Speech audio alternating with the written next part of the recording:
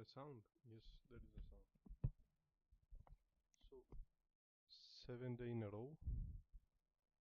I think this live stream is helping me a lot because I thought I was tired today, but then I remembered that I made a promise and I have a live stream, so that's why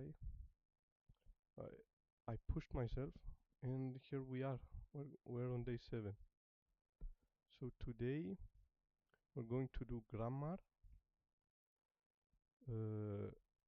I'm going to do the wa particle again, and then I'm going to, at the same time, I'm going to watch the video of it. So I'm going to read the transcript and watch the video. It's the same thing, but I think it will help me understand better. And then after the wa particle, the Japanese verb tenses with the video again, and so on. And after that, we're going to do Anki. I got 2 new decks with the help of a friend from YouTube. So I'm going to do these 4 after the grammar, and that's it. Let's go.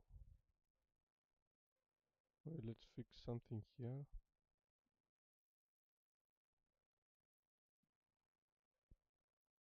Live.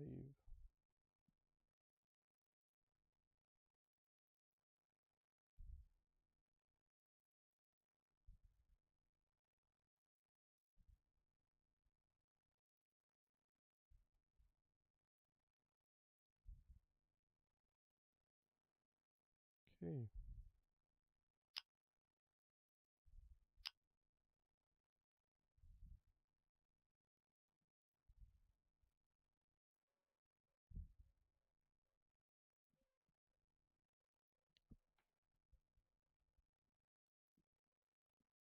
Okay, so we start. Let's put a little bit of Japanese music.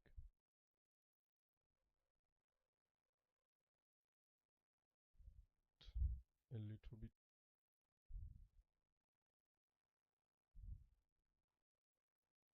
The wa particle. Konnichiwa.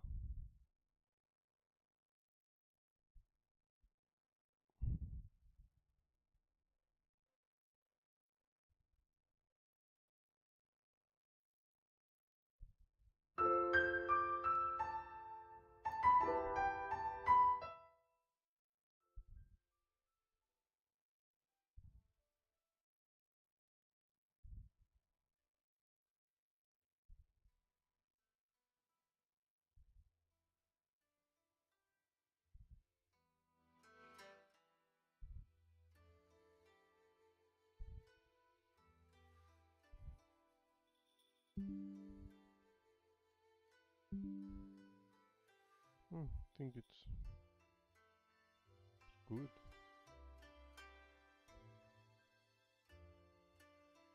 I think it's nice. Maybe.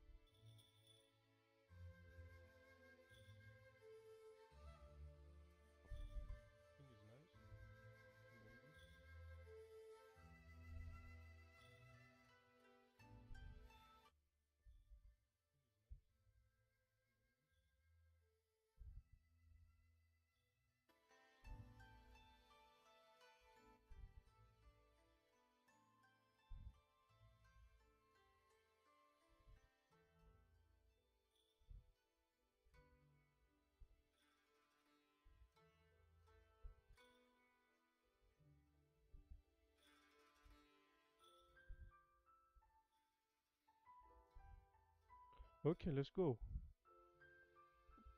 Let's read the transcript. Konnichiwa. Welcome to lesson 3. Some of you have done some.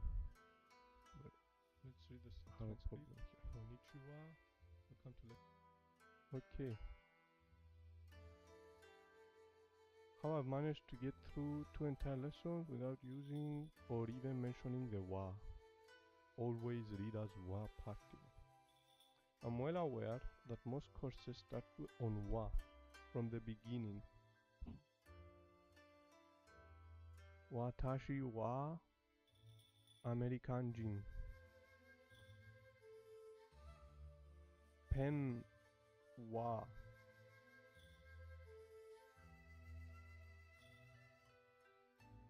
aoi. Pen wa aoi. The pen is blue. And this is really a very bad idea because it leaves you completely unclear about what the particle really do and about the logical structure of sentences. However, we are now ready to look at the wa particle and find out what it does, and as important, what it doesn't do. The wa particle can never be, maybe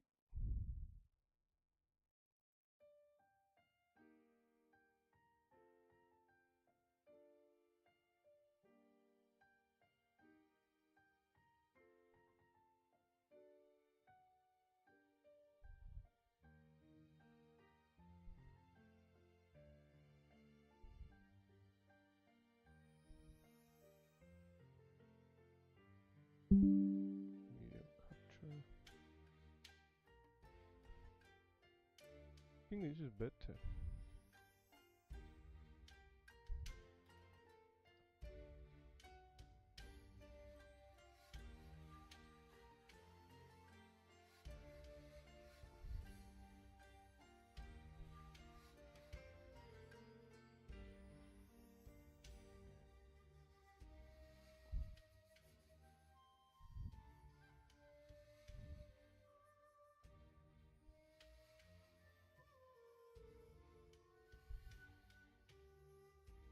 Just as important what it doesn't do. The wa particle can never be a part of the core sentence. It can never be one of the black carriages.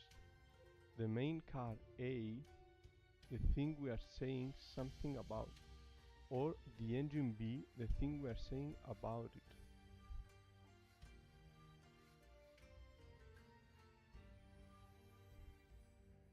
So this is the core sentence. It is always a white carriage. It's not one of the black carriages. It's like the war. It's like the war sentence. The war particle. It can't be a white car either. So it can't be a white car. Okay.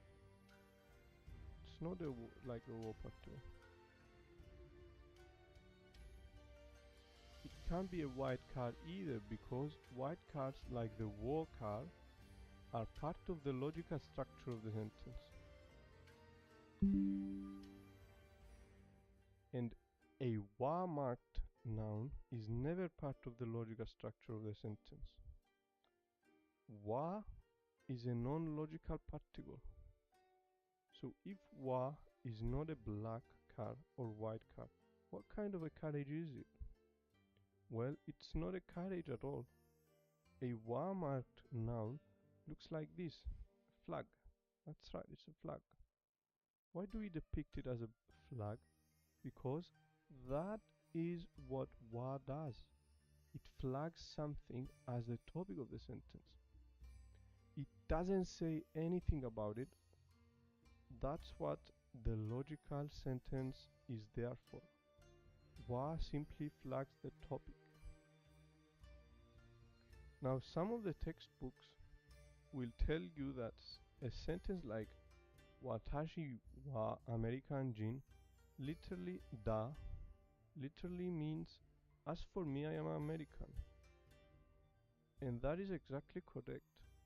If they would stick with that logic and carry it through, we wouldn't have the trouble we have. So Watashi wa means as for me. American Jin da means American or I'm American. So as you see, with a sentence like this,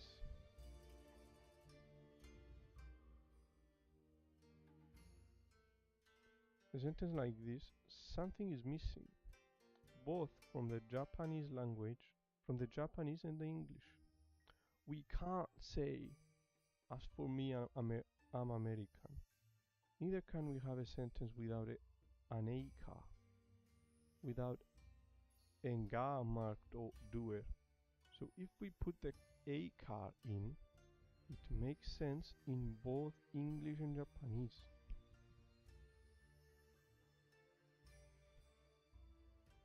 Okay. Every sentence has to have a ga. Sometimes this ga might be invisible, but it's there.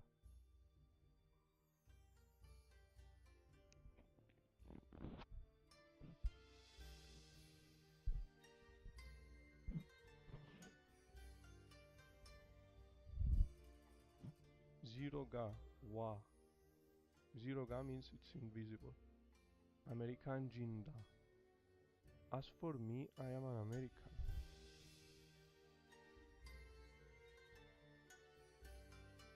Now some of you may be saying, isn't it overcomplicated?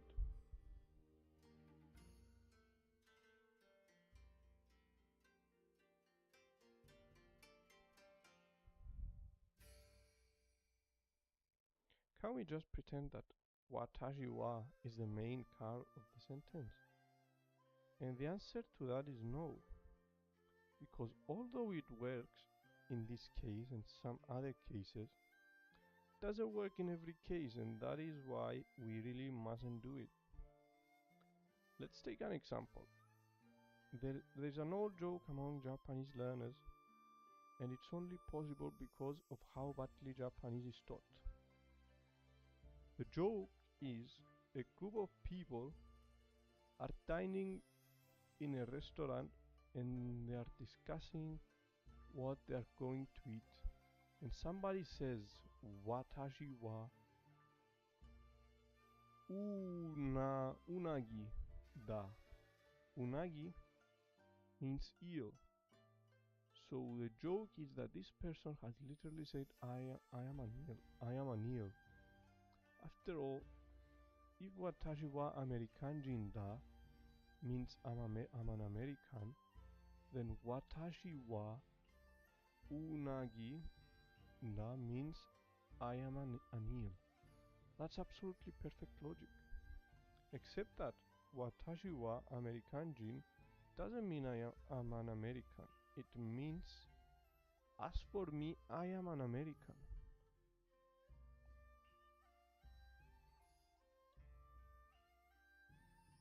But that isn't its only value. Its value depends on context. In watashi wa American jin, as for me I'm an American, the value of the zero pronoun is indeed watashi. But in watashi wa unagida, which is watashi wa zero ga, invisible, unagi, zero is not watashi. Zero is it. It is the thing we are talking about, the subject of the conversation, what we are eating for dinner. And this is going to affect all kind of sentences. As we become more advanced in Japanese, context-defined subject in this case, what we are eating.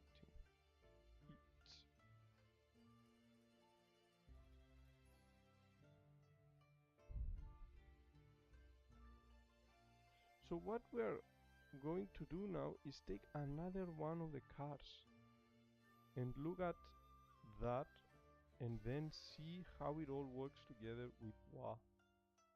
The car we are going to introduce today is a white car, and this is the ni car. It makes a kind of trio with ga and wo.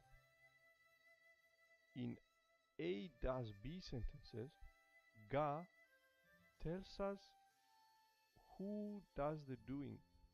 Wo tells us what it is done to. the subject of the sentence. What is being done to? And ni tells us the ultimate target of that doing. So ga is the one who does things. Wo is the what is this person doing to? What is done to this? What is the doing? And ni is the target of the doer's doing. Something like this, okay. So now we don't always have wo. We don't always have a ni. Ga marks doer, subject. Ga is the subject of the sentence. Wa, the done to, the doer's done to, object of the sentence. Ni, the target, indirect object. The target, who is the ga doing the doing to? Who is the ga doing something to? The target. But let's take this wo sentence. Watashi ga boru wo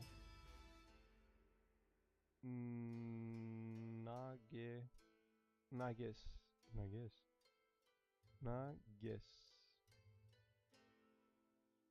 Watashi ga boru nages.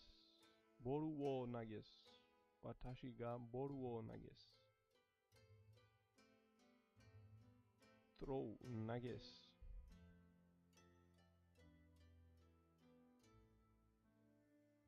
Tashi wa nages.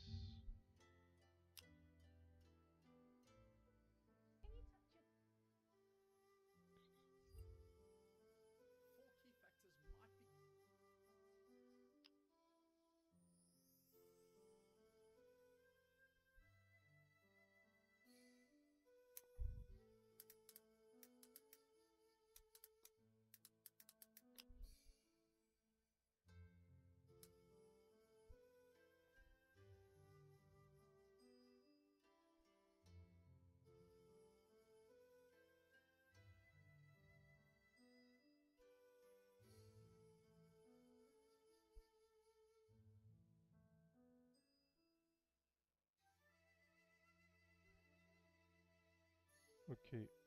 投げる Nageru. So nageru means throw. Watashi ga boru nageru. Boru is a ball, nageru means throw. This is ru, not s. That's why I was confused. Ru. So this is I throw a ball. The core sentence is I throw. Watashi ga nageru. And the white card tells us what I threw. It was a ball. So boru wo is the subject. Watashi wa is ga, the I, the doer. Bor is the subject, the object. Wo, it has a wo. Wo marks the object. Ga marks the doer, me, I. The core sentence is I throw. It's a black carriage. Watashi ga nageru. I throw. And the white card tells us what I threw. It was a ball. What I threw, the object. Watashi ga boru wo nageru. White card tells us more about the engine. Tells us what I threw. Throw what I threw, the ball. Now, if we say watashi ga boru boru sakura Sakura ni. Now we are introduced to the ni. Nageru. Watashi ga boru Sakura ni nageru. So Sakura is with the ni, so that means she's the target of my doing. She's the target of my doing. Ball is the object, ga is the subject, and ni, Sakura, is the target of my throwing of the ball.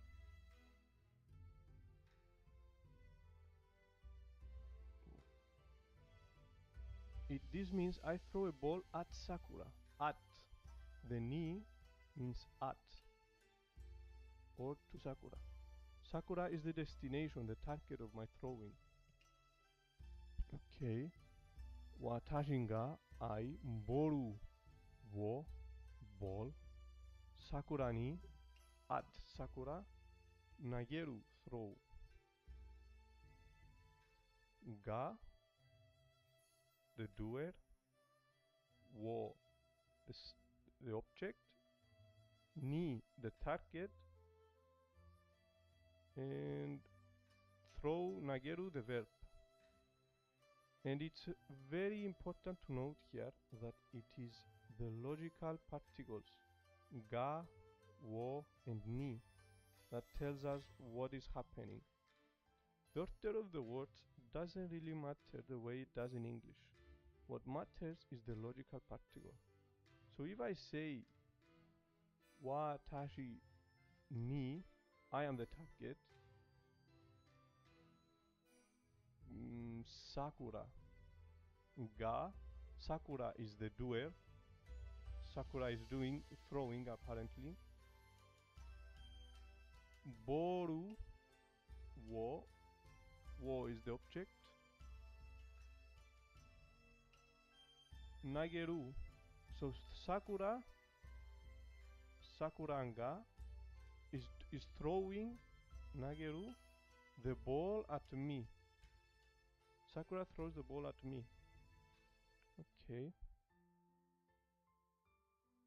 Watashi ni, I am the target. Sakura ga the doer. Boru object. Nageru the verb. If I say boru ga, the ball is the doer. The ball throws itself. The watashi ni at me, the ball is throwing itself at me. Sakura wo, Sakura is the object, so the ball throws Sakura at me. Nageru, I'm saying the ball throws Sakura at me. It doesn't make any sense, but we might want to say it in a fantasy novel or something. Okay, Borunga is the doer. The ball throws. Watashi ni at me, I'm the target. Sakura wo is the object, is being thrown.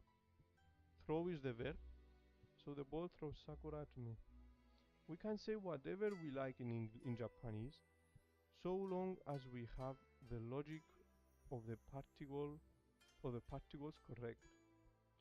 But now let's introduce wa into this sentence. Watashi wa Sakura ni. Sakura ni is the target. Boru wo nageru. This is watashi wa, zero ga. There is no ga. Sakura ni boru wo nageru. As we know, what it means is wa means as for me. Wa, watashi wa, as for me, I throw the ball at Sakura. The guy is invisible, but it's there. It's replaced with as for me.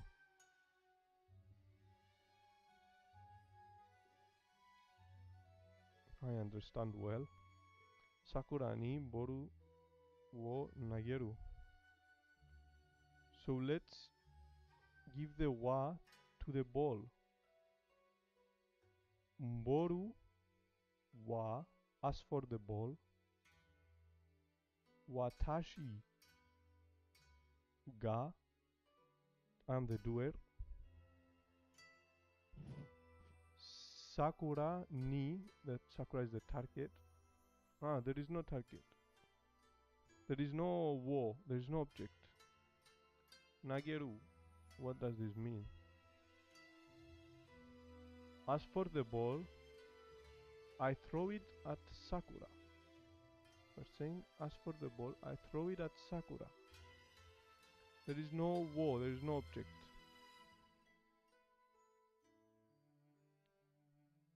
The important thing to notice here is that when we change the logical, I didn't understand this very well, to be honest. So when we put the wa, the wa is a replacement. Basically the wa means as for. If we put me, watashi wa, as for me. What boru wa, as for the ball. I throw it. It's it basically. The object, the wo, it's replaced by it. Like the previous one. Watashi wa, as for me, I throw the ball at Sakura. The wa here replaced the ga, and the wa here, we put it next to the ball, replaced the object with it. Okay. Okay, I think I started to understand. The important thing to notice here is that when we change a logical particle from one noun to another, we change what's actually happening in the sentence. But when we change the non-logical particle wa from one noun, what I have to notice is that when we change a logical particle from one noun to another, we change what's actually happening in the sentence. But when we change the non-logical particle wa from one noun to another, I can change it from me to the ball. It makes no difference to the logic of the sentence. It makes a difference to the emphasis. I'm now talking about the ball. As for the ball, what happens to the ball is that I throw it at Sakura. But who is doing what? And what they are doing, what they are doing it with, and what they are doing it to. None of that changes when you change the wa particle. And that's the difference between a logical and a non-logical particle. Okay. That's for the video. The video is actually the same as the transcript. The lady cured Dolly wrote the video, wrote the transcript, and made a video. How I've managed to get through 2 entire lessons without using or even mentioning. But let's watch it again. Maybe we can understand better. Most courses start you on wa from the beginning. Watashi wa America jinda, pen wa aoi. And this is really a very, very bad idea because it leaves you completely unclear about what the particles really do and about the logical structure of sentences. However, we're now ready to look at the wa particle and find out what it does and, just as important, what it doesn't do. The wa particle can never be a part of the core sentence. It can never be one of the black carriages, the main car A, the thing we are saying something about, or the engine B, the thing we are saying about it. It can't be a white car either, because white cars, like the O car, are part of the logical structure of the sentence, and a wa-marked noun is never part of the logical structure of a sentence. Wa is a non-logical particle. So, if wa is not a black car or a white car, what kind of a carriage is it? Well, it's not a carriage at all. A wa-marked noun looks like this. That's Right, it's a flag. Why do we depict it as Why a it's a flag? flag? Because that is what wa does. It flags something as the topic of the sentence. It doesn't say anything about it. That's what the logical sentence is there for. Wa simply flags the topic. Now, some of the textbooks will tell you that a sentence like Watashi wa America jinda literally means as for me. I am an American, and that is exactly correct.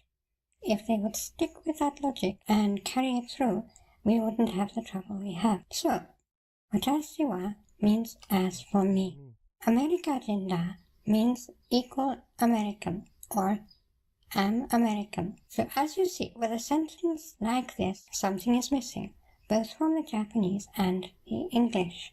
We can't say, as for me, I'm American. Neither can we have a sentence without an A card, without a ga marked door. So if we put the A card in, it makes sense in both English and Japanese. Watashi wa zero ga Amerikajin da. As for me, I am an American. Now, some of you may be saying, isn't this overcomplicated? Can't we just pretend that watashi wa is the main card of the sentence? And the answer to that is no. Because although it works in this case and some other cases, it doesn't work in every case, and that is why we really mustn't do it. Let's take an example. There's an old joke among Japanese learners. Can you really learn Japanese like this? Yes, why not? How else? What do you mean like this? I think the past few days I think I'm making some progress. You have to you have to do every day, a little bit every day, I think. But the other thing that I want to do is to make a videos explaining what these are, because this is grammar. Every language you have to start with grammar. You have to you have to learn the order of every sentence, if you understand what I mean. And it's only possible. Siwa is the main card of the sentence. And the answer to Amerikajin da, as for me, I am an American. Now, some of you may be saying, If you don't isn't this understand, overcomplicated?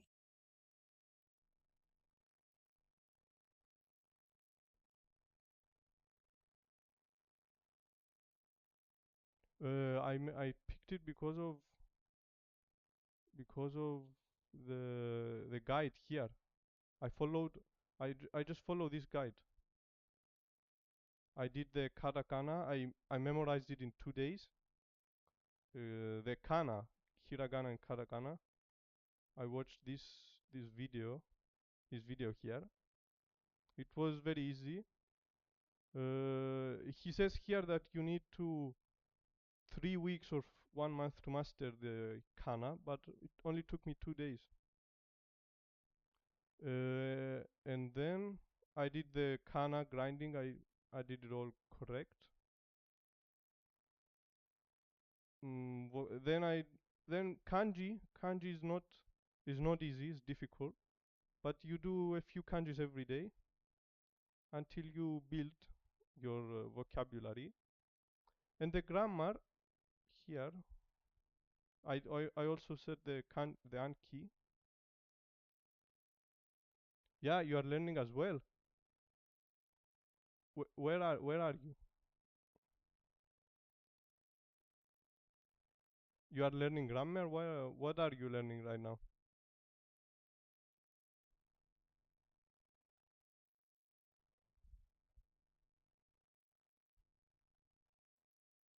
All right, okay. About kanji, what are you learning mostly? Kaishi, yes, me too, me too. I, s- I also had someone tell me to download another kanji. I've been doing Kaishi for 2 days now. It's very fun. And this one. And I yesterday I downloaded this kanji damage.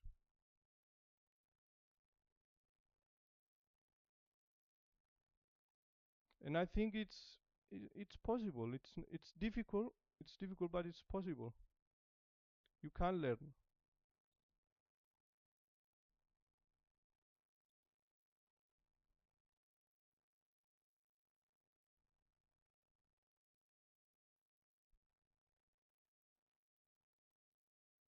Base of vocabulary, then you start sentence, mining on your own after. Yeah, but grammar is important. Of course, you need vocabulary. Yes, 3 months. The Kanji is very big. You do half an hour every day is enough. Grammar, I think is important in every language. You have to understand how the structure of every sentence, the the past tense, these Japanese verb tenses are very important. Past tense, future, how these particles, the wo, the wa, how they are used, the te. There's a lot of things. Adjectives. If you do, if there is 97 chapters. The anime route is also nice, of course. But, also, it, if you do one, if you do one chapter a day, you would take 4 months. It's logical. And each chapter it only takes half 30 minutes, not a lot. The anime also is very good. You immerse. You must start immersing from now. Don't wait until you learn. You build the vocabulary. Immerse right away, and you are doing the correct thing to going going the anime route.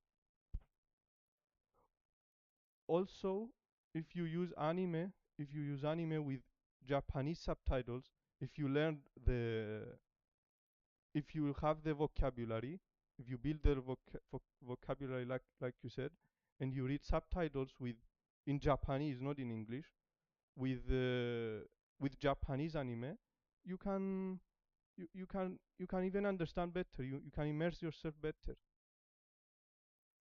I did I did watch movies in English with English subtitles, and it helped me a lot.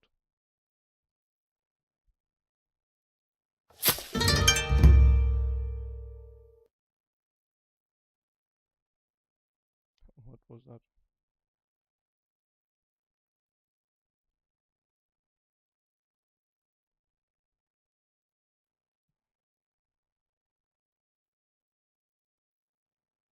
Okay, so where we are. Good luck, my friend. Good luck. It's very fun to learn languages. I also I learned Spanish, English, and I will start to learn Chinese as well. I think from September I will start a few courses. And Japanese is just for fun. Da marked door. So if we put the A card in, it makes sense in both English and Japanese. Watashi wa zero ga Amerikajin da. As for me, I am an American. Now, some of you may be saying, isn't it overcomplicated? Can't we just pretend that watashi wa is the main card of the sentence? And the answer to that is no. Because although it works in this case and some other cases, it doesn't work in every case, and that is why we really mustn't do it. Let's take an example. There's an old joke among Japanese learners, and it's only possible because of how badly Japanese is taught. The joke is, a group of people are dining in a restaurant, and they're discussing what they're going to eat, and somebody says, watashi wa unagi da. Unagi means eel. So the joke is that this person has literally said, I am an eel. After all, if watashi wa Amerikajin da means I am an American, then watashi wa unagi da must mean I am an eel. That's absolutely perfect logic. Except that watashi wa Amerikajin da doesn't mean I am an American. It means as for me, I am an American. As we know, the default value of the invisible car, the zero pronoun, is watashi, but that isn't its only value. Its value depends on context. In watashi wa Amerikajin da, as for me, I am an American, the value of the zero pronoun is indeed watashi. But in watashi wa unagi da, which is watashi wa zero ga unagi da, zero is not watashi. Zero is it. It is the thing we're talking about, the subject of the conversation, what we are eating for dinner. And this is going to affect all kinds of sentences as we become more advanced in Japanese. So what we're going to do now is take another one of the cars and look at that and then see how it all works together with wa. The car we're going to introduce today is a white car, and this is the ni car. It makes a kind of trio with ga and wo. In A The does ga, B wo, ni. sentences, ga tells us understand who it very does well. the doing, wo But ni the and previous... what we are in is watashi. Value of the, as for me, I am an, the zero pronoun is watashi, but that isn't its only value. Its value depends on context. In watashi wa Amerikajin da, as for me, I am an American, the value of the zero pronoun is indeed watashi. But in watashi wa unagi da, which is watashi wa zero ga unagi da, zero is not watashi. Zero is it. It is the thing we're talking So about, the wa... the subject of the conversation, what we are eating for dinner. And this is going to affect all kinds of sentences as we become more advanced in Japanese. So what we're going to do now is take another one of the cars and look at that and then see how it all works together with wa. The car we're going to introduce today is a white car, and this is the ni car. It makes a kind of trio with ga and wo. In A does B sentences, ga tells us who does the doing, wo tells us what it is done to, and ni tells us the ultimate target of that doing. Now, we don't always have a wo, we don't always have a ni, but let's take this wo sentence. Watashi ga ballを投げる. Ball is ball, and 投げる means throw. So this is I threw a ball. The core sentence is I threw. 私が投げる, and the white car tells us what I threw. It was a ball. Now, if we say 私がボールを桜に投げる, this means I throw a ball at Sakura or to Sakura. Sakura is the destination, the target of my throwing. And it's very important to note here that it is the logical particles ga, wo, and ni that tell us what is happening. The order of the words doesn't really matter the way it does in English. What matters is the logical particles. So if I say, 私に桜がボールを投げる, I'm saying Sakura throws the ball at me. If I say, ボールが私に桜を投げる, I'm saying the ball throws Sakura at me. It doesn't make any sense, but we might want to say it in a fantasy novel or something. We can say whatever we like in Japanese, so long as we have the logic of the particles correct. But now, let's introduce wa into this sentence. 私は桜にボールを投げる. This is 私はゼロが桜にボールを投げる, as we know. What it means is, as for me, I throw the ball at Sakura. Now let's give the wa to the ball. ボールは私が桜に投げる. What we're saying now is, as for the ball, I threw it at Sakura. The important thing to notice here is that when we change a logical particle from one noun to another, we change what's actually happening in the sentence.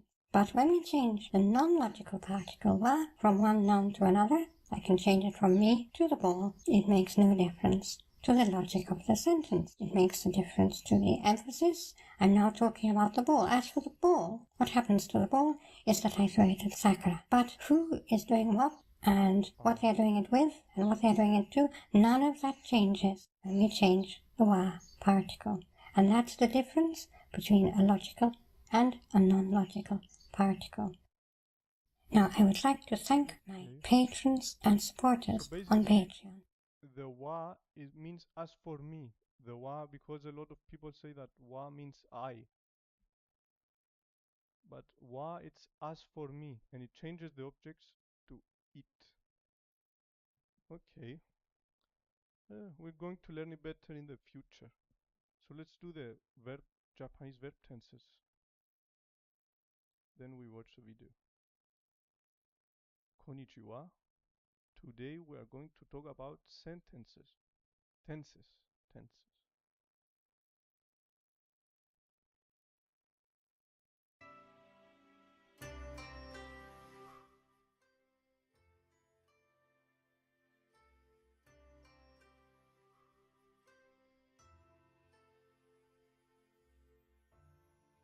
Tenses.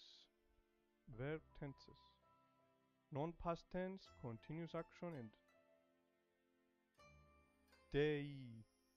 teiru.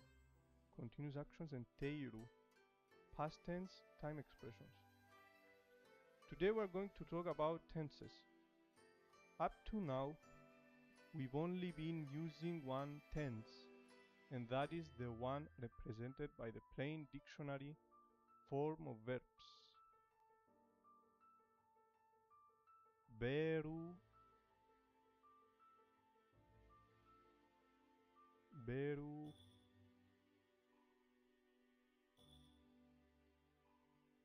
where is the hiragana?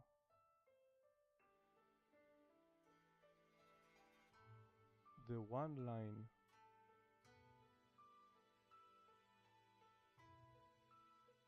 Maybe there it is. No. Beru no ta beru. Okay, eat, walk, aruku, and so forth. To use natural sounding Japanese, we need three tenses.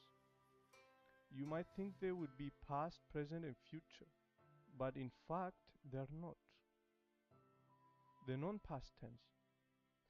The only one we've been using up to now is not a present tense. It's called the non-past tense. And a lot of people think this is confusing. Why can't Japanese have a simple present tense like English, instead of something vague and mysterious like a non-past tense? Taberu, aruku. Non-past tense.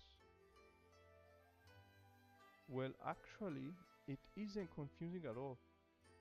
And what makes it confusing is, for a change, not the fact that Japanese is taught in a strange way, but the fact that English is taught in a strange way. The truth is that the Japanese non-past tense is very similar to the English non-past tense. What is English non-past tense? Well, it is the plain dictionary form of English words. Eat, walk, etc. Okay, why do I call it a non-past tense? Well, let's take an example. Suppose you get a message on your no kei tai kanji phone, saying I walked to the cafe and now I eat cake and drink coffee. What would you know about the person who sent that message? Well, you'd know that it was not a native English speaker, wouldn't you?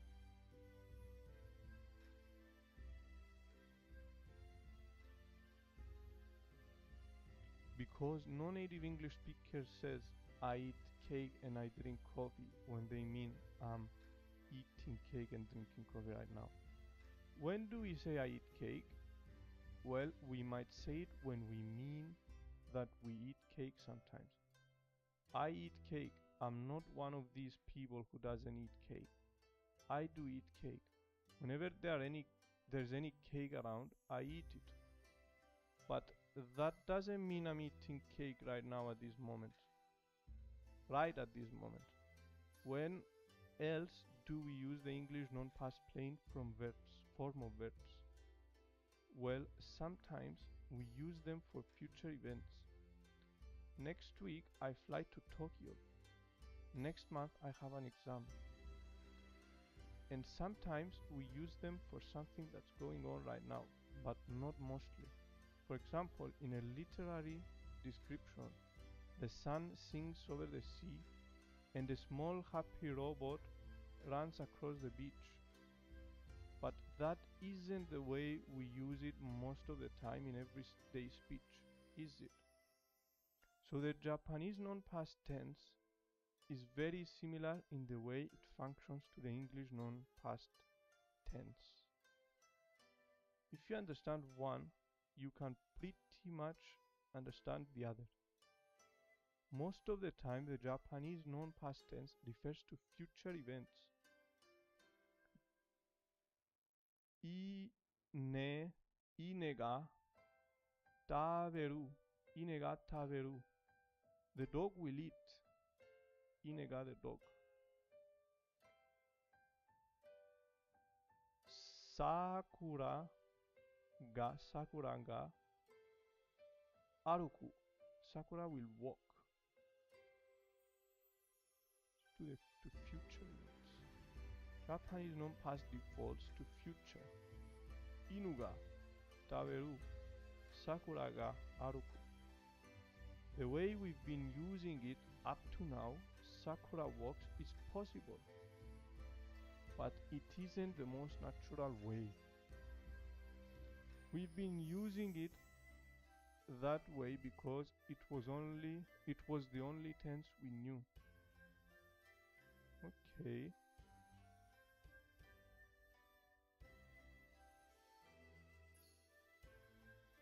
Continuous actions.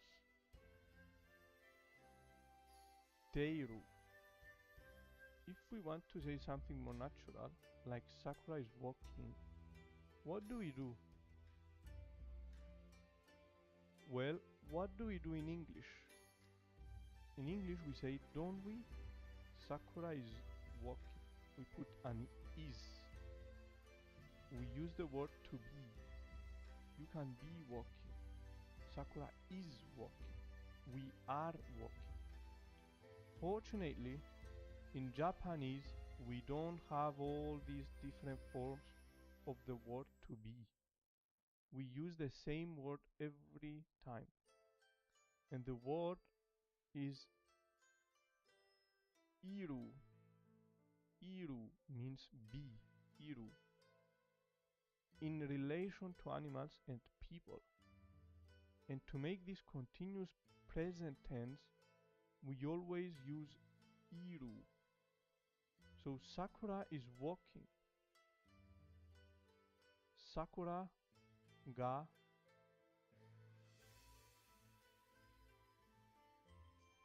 arui teiru. Sakura is walking. Sakura ga arui teiru. Arui teiru. Sakura is walking. Sakura ga arui teiru. Arui teiru. Iru means be in relation to animals and people. And to make this continuous present tense, we use iru. Dog is eating. Inu. Inu. Inu ga taberu. Tabe teiru. Tabe teiru. Inu ga tabe teiru. Tabe teiru. Is. Iru is. But where is the te? What is the te? Te.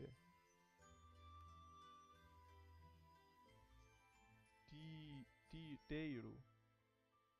Teiru. Continues and teiru. Okay. dog is eating. Inu ga tabete iru. To be walking. Sakura you I. Is are am. Subject. Sakura you are as a subject. Is are am verb of being. Iru. Walking, form of walk. Sakura ga aruite iru. Aruite iru. Aru. Now let's notice that in a sentence like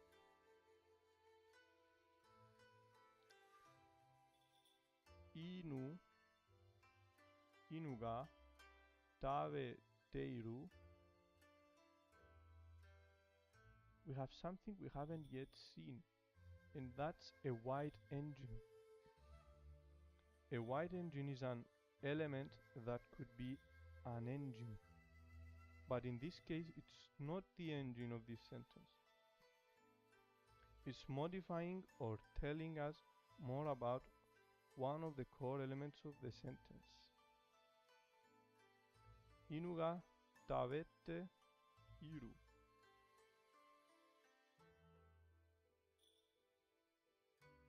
Tabete iru. Tabete is eating. The te is eating. It's not with iru. Inu ga tabete iru. Is. So the core of this sentence is inu ga iru. The dog is it. The dog is. Inu ga iru. But the dog isn't just existing. The dog is doing something. And that wide engine, the te engine, it is eating. Tells us what it's doing. It is eating. Inu ga iru. The dog is. The dog is doing what? Tabet, eating.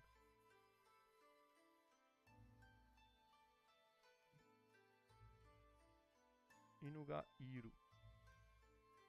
And we're going to see this wide engine structure over and over again as we go deeper into Japanese.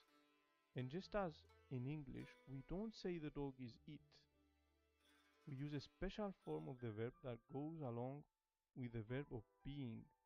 So in English, we say is walking, is eating. In Japanese, we say beteiru no ta bete iru.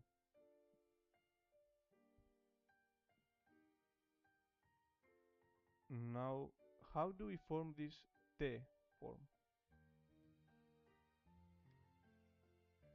Which is the form we use for making the continuous present with a word like beru no taberu. It's very easy indeed. All we can do, all we have to do is take off the ru and put te in its place. Taberu, we take out the ru, we put te, so it can become, it's like ing. Becomes tabete. Taberu, tabete. The bad news is that with other verbs, we do have slightly different ways to attaching the te. Apart from the plain ru form, there are 4 other ways. The textbooks will say 5, but in fact 2 of them are so similar that we can treat them as 4. And I've made a video on exactly what these are. And it makes it much simpler than most explanations.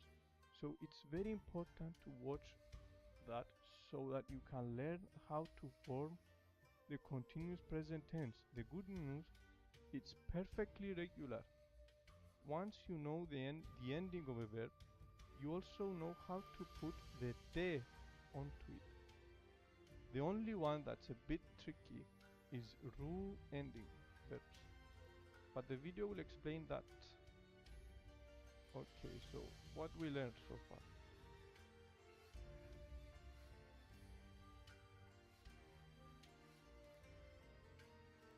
The non-past tense.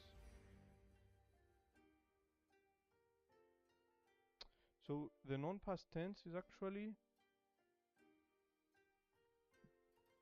in English, in Japanese, it's a future tense, but we used it because we didn't have another option. That's what I understand from the non-past tense. Now the continuous actions and teiru, iru is. So you put iru at the end of the sentence and it becomes is. The dog is eating. Inu ga taberu, the dog will eat. But if you put inu ga iru, the dog is. But also you have to change the taberu, the ru at the end of the verb, with te, so it becomes eating, ing. Okay. So let's write it down so I remember.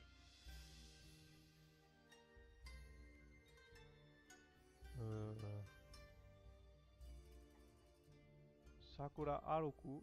It's not Sakura walk. Sakura will walk. Okay, I understand. It's easy. The teiru, continuous actions and teiru. Verb tenses.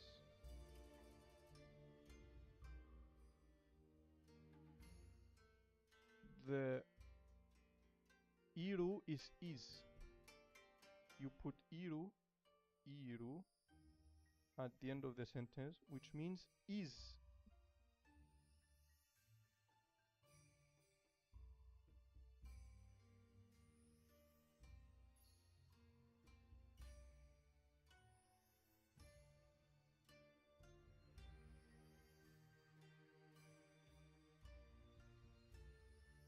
Iru. Also, you change the ru at the end of the verb, the ru verbs, you change them with te. So it becomes ing. Interesting. We don't say it. So it becomes ing, eating. Taberu becomes tabette. Da, ti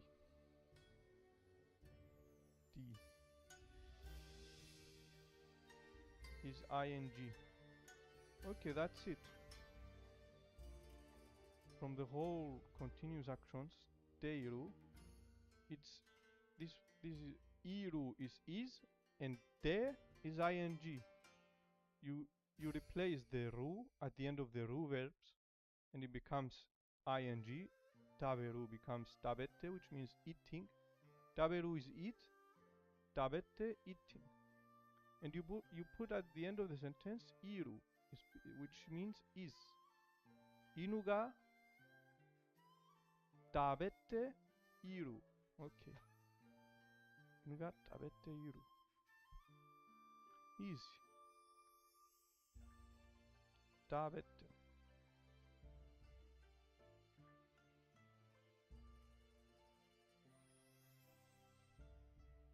Inuga taberu. The dog is. Inuga iru. Inuga iru.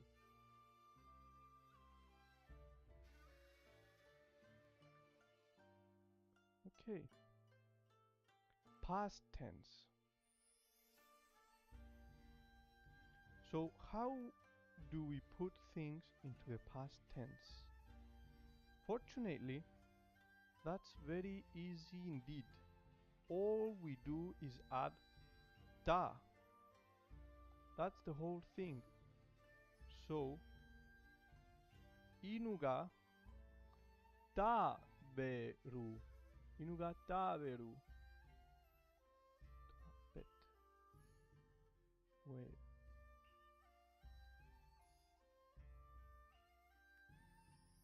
Inuga taberu is eating.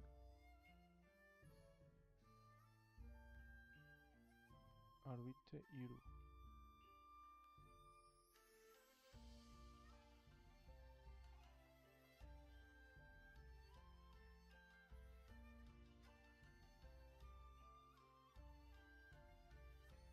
So the past tense we put ta. Inuga taberu. Dog will eat. Inuga tabeta. Tabeta. Tabeta. Dog ate. Okay. The past tense we put ta. Inuga tabeta. Dog ate. Now there are different ways of attaching ta to different kinds of verbs. Verbs with different endings, but the good news here is that they are exactly the same as the ways that you attach te.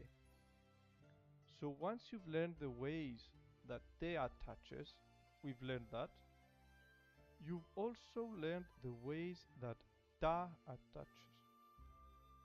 So if you watch that te form video, lesson 5, okay, we will learn it. We still didn't learn the te. Okay, next time. You'll be able to do both the continuous present and the past. Now there is one more thing about time expressions that is useful to learn now. If we want to make it clear, when we say ha keiki, ha keiki, ha keiki wo beru, taberu, that we are talking about a future event. We can say bright. This means bright. This means day. No ashita. No ashita, which means tomorrow. No ashita. No ashita. Tomorrow. We can say no ashita. Ashita keiku. That's a slash. I thought that's no. Ashita. I thought that's a character. This is the kanji for tomorrow, and this is the kana for tomorrow. Hiragana.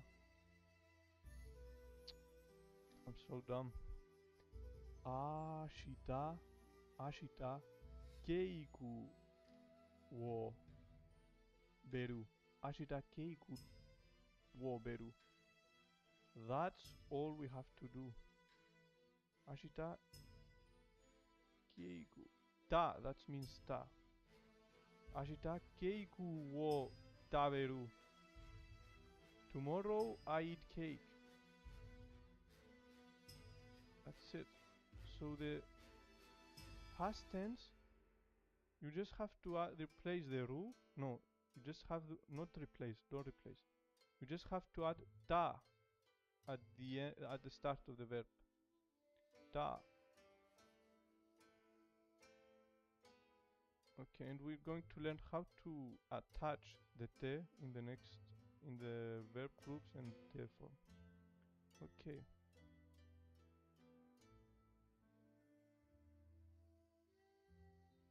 Let's do this one now, and then we start with Anki.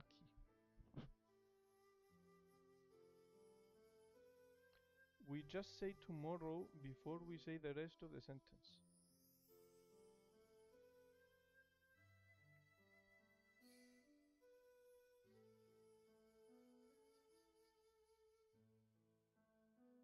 Wait, let's take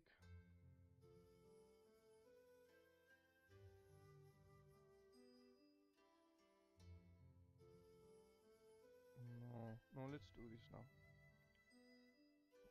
We just say tomorrow before we say the rest of the sentence. Just as we do in English. Tomorrow I'm going to eat cake. Ashita keiku taberu. Tomorrow I'm going to eat cake. Note, sometimes I add zero ga even when Dolly does not say it in the transcript. But she shows it in the videos. I obviously only add it then if it's shown by her. I do not do it on my own. Tomorrow I'm going to eat cake. Zero ga.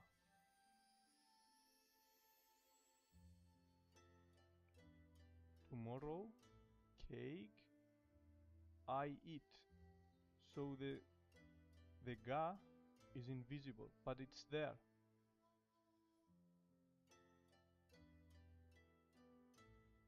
It's in the I eat. It's in the taberu.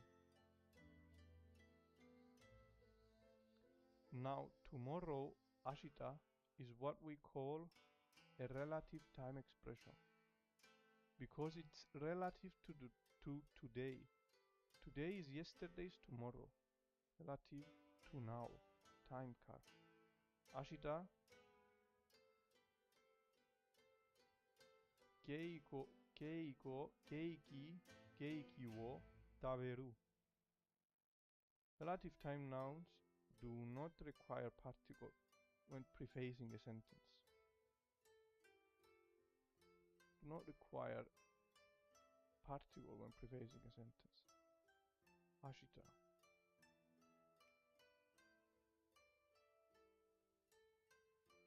Today is yesterday's tomorrow. And with all relative time expressions like that, yesterday, last week, next year, and so forth, times that are relative to the present time, we just do what we did then. We put the time expression at the beginning of the sentence. And that puts that whole sentence into that time. However, when we have an absolute time expression, an expression that is not relative to the present, such as Tuesday or 6 o'clock, then we have to use ni.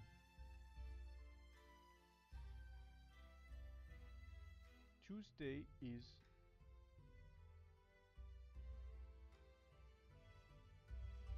ka, kyo, kyou bi. Tuesday is kyobi.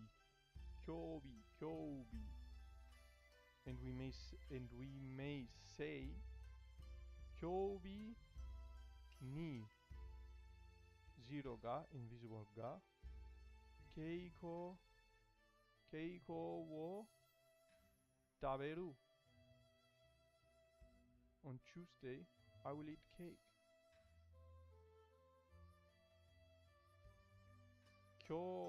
Kyobi ni. We add ni on absolute time expression. Expression that's not relative to the present, such as Tuesday, or time, or clocks. We have to use ni. Okay, understood. On Tuesday, when it is not relative to today, it's a lot of days, we use ni. Kyobu ni. Absolute time card. Ka, not kyo. Kayo. It's not kyo. It's not ki. It's ka. Kayobi.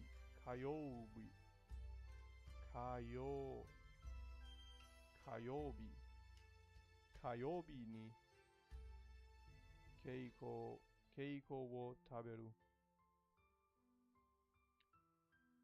The important thing here is that it can seem a bit complicated to have to work out. is the time absolute or relative? Is the time absolute or relative? It's a question. Kayobu, kayobu, kayobi, kayobini. And the good thing to know here is that it's not complicated at all because it works exactly the same as English. In English, we say, tomorrow I eat cake. Next week, I have an exam, and so forth. But when we use an absolute time expression, we say, on Monday, I will eat cake. At 6 o'clock, I have an exam. If we are talking about a month, we say, in July, I'm going to Tokyo. Now, Japanese works in exactly the same way, except that we don't have to remember when we are using on, when we are using at, and where we are using in. So it's actually easier because in English you have to. I always struggled with in, on, at in English, but in Japanese there is no such pain. In Japanese we use ni every time, but in English, when we need one of these little words, on, in, or at, then we need ni in Japanese.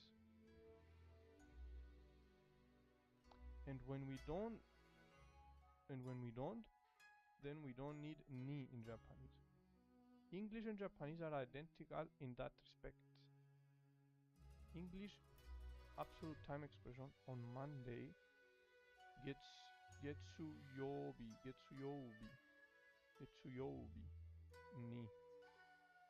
Rokuji ni at 6 o'clock. Rokuji ni. In July, Shishigatsu ni.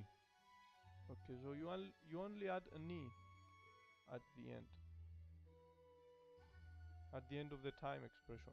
That's not related to today. Month, hour, day, week, so on.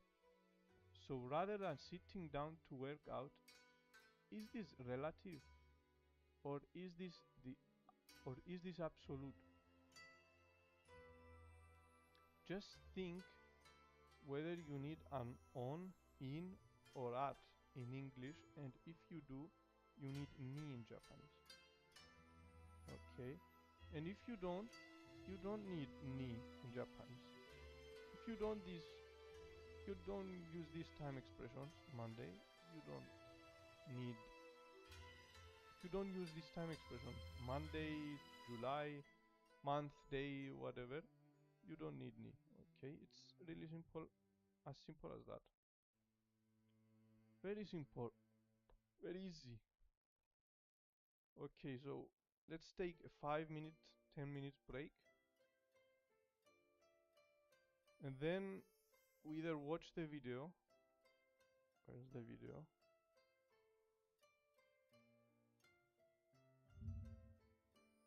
Konnichiwa. Today we're going to 2-minute video. Konnichiwa. Or we continue with Anki.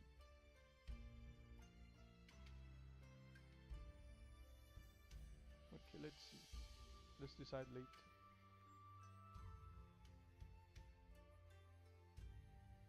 Okay, 5 minutes break. See what's going on. And we continue in 5-10 minutes.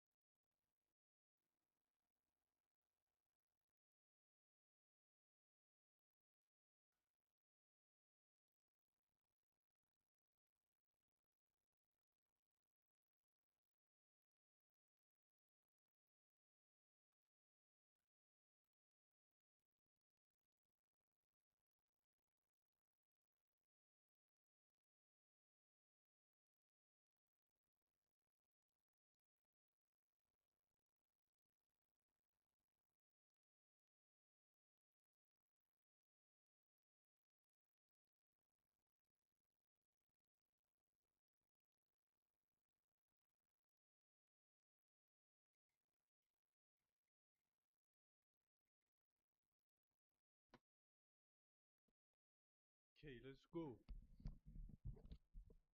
So one thing that I realized, we're going to do Anki now, but one thing I realized right now, I have to find a way to practice this, what I learned from here, because maybe tomorrow I will forget. So this video I'll watch it tomorrow because probably I will forget a lot of things from what I learned now. But I have to try to find a way to practice what we learned today, because practice is the best way to learn.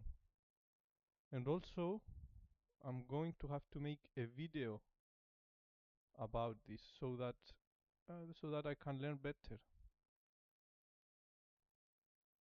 So make a video and practice.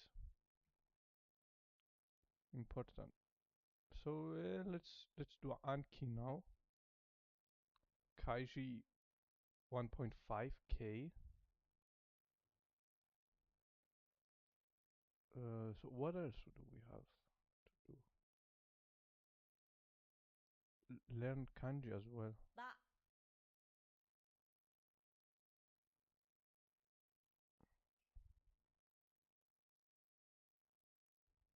Can you guess what they mean? By the characters. Can you guess what they mean? Late. So notification. Oh, new subscriber. Okay.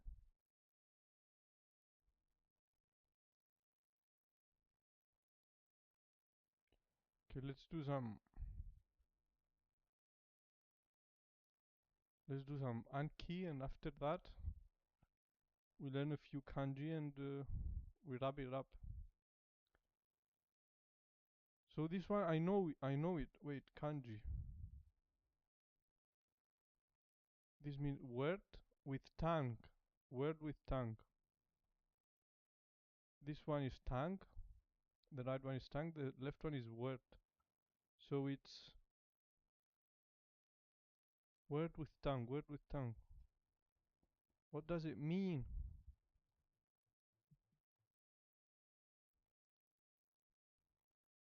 To say, story, talk.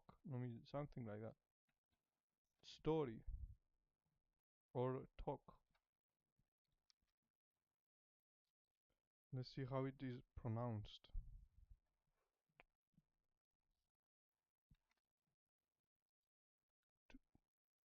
To talk or story.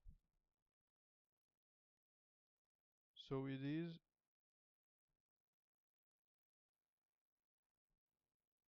wa wa on the on in Chinese, and hana hana hana in Japanese. Wa and hana. Okay, let's see. 話。あなたの話は面白いね。Hanashi. Why is it hanashi?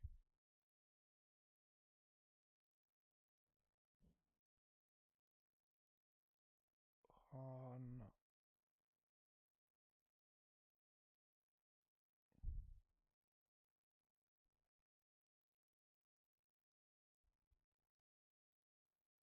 Talk kanji. Go. Kata. Hana. For the Hana. How did it become hanashi? 話。Hanashi. 話。話。 Hanashi. Your story is interesting. あなたの話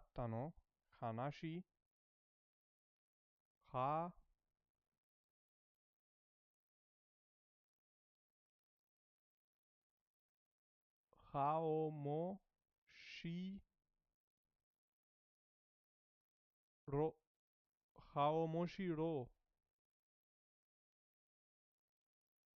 いいね。あなたの話は面白いね。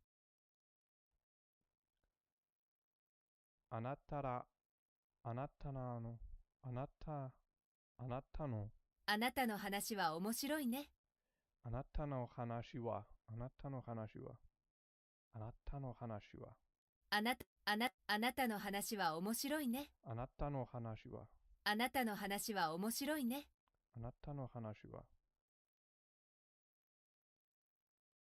面白いね。あなたの話あなたの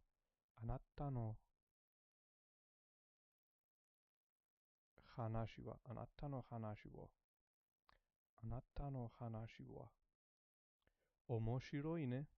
あなたの話は面白いね。いいね。あなたのあなたの話あなたの話はあなたの話は面白いね。あなたの話は面白いね。面白いね。Okay, easy. 話 It's interesting, isn't it? ルー I don't know. 知る。あの人を知っていますか？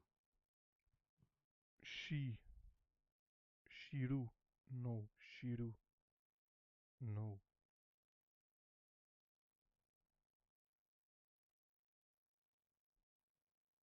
あの人を知っていますか？あの人を知りますか？あの人を知っていますか？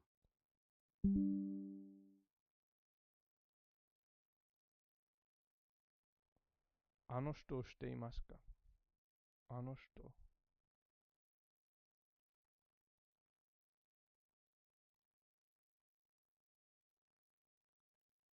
あの人を知っていますか？あの人を知っていますか？あの人を知っていますか？ No Do you know that person? あの人あの人を知っていますか？あの人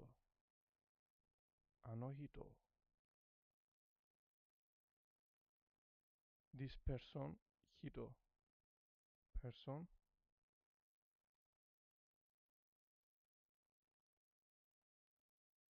she no they this is the small tsu which prolongs the te they mas ka so ano is you do you they mas ka that yeah she no okay she is no あの人を知っていますか？あの人知っていますか？あの人知っていますか？あの人知っていますか？ Okay. 彼女、彼女の名前を知っていますか？彼女、彼女彼女 she her girlfriend so 彼女 is here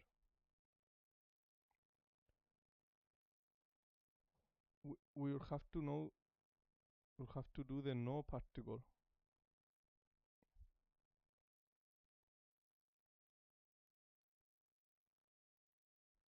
the no particle the no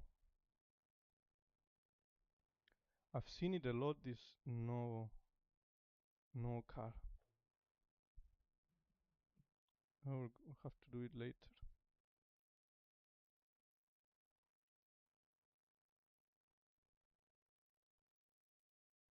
okay so 歌詞と彼女 her name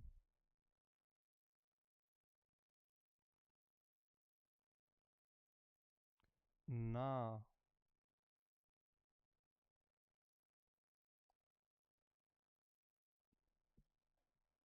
My namae. Namae. Name. Namae name. G. She. No. She. No.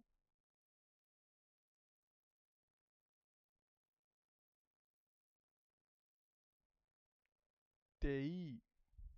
Maska. Tei maska. Do you? 彼女の名前を知っていますか？彼女の名前彼女の名前を知っていますか？名前を彼女の名前を知っていますか？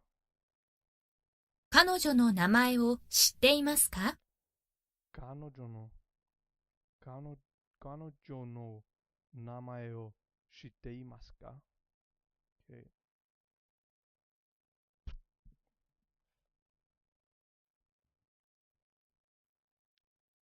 ちちゃちゃんちゃん。彼女はララちゃんです。ちゃん Wait, what does ちゃん mean? She's Lara Chan ちゃん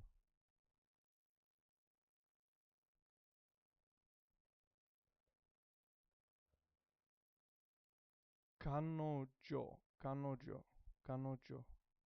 She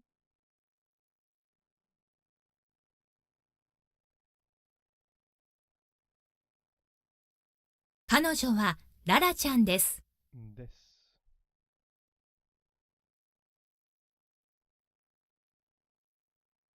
ララ。彼女はララちゃんです。This one is Ra? No. Yeah, Ra. Okay. Rara, Lara, Chan, Des. Des is, I think.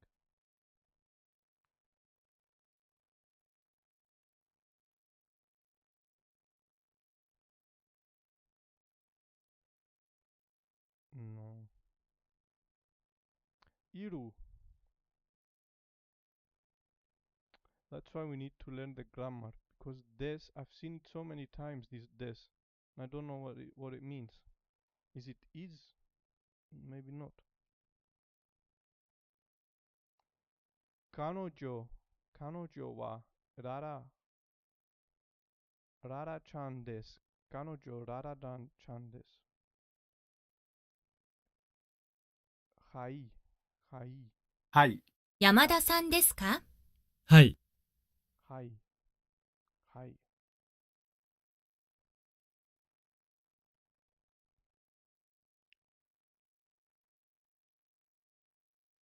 Yamada.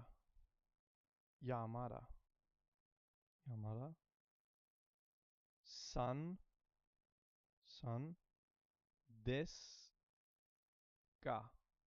Are you? Des. Maybe desu ka is a question.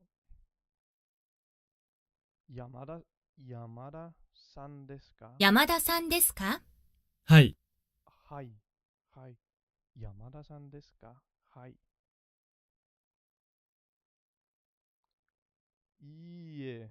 いいえ。いいえ。山田さんですか？いいえ。いいえ。いいえ。山田さんですか？山田さんですか？ジャパン。日本語。日本語。日本。日本のゲームは面白いです。日本。日本語。ジャパニーズ。日本。ジャパン。This is the day. This is root. Because it is traditionally known that no, because Japan is on the east of China and it's known that the sun, it's not known, it's the sun rises from the east, so Japan is called the land of the rising sun, the land where the sun comes from. So it's Nihon. Nihon. Japanese games are fun. Nihon no geimu geimu geimu wa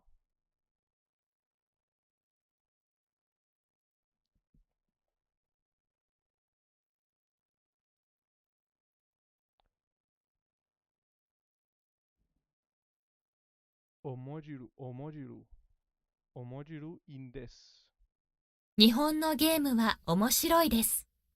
日本のゲームは日本のゲームは日本のゲームは面白いです。日本のゲームは面白いです。日本のゲームは面白いです。面白いです。面白いです。日本の Japanese ゲームは games the wa particle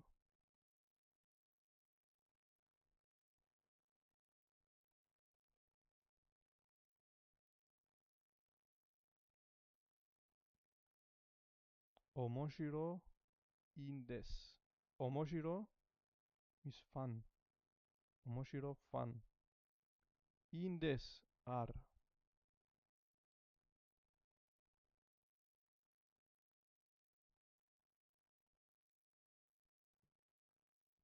I don't know this one 学校、学校は日本にあります。学校 school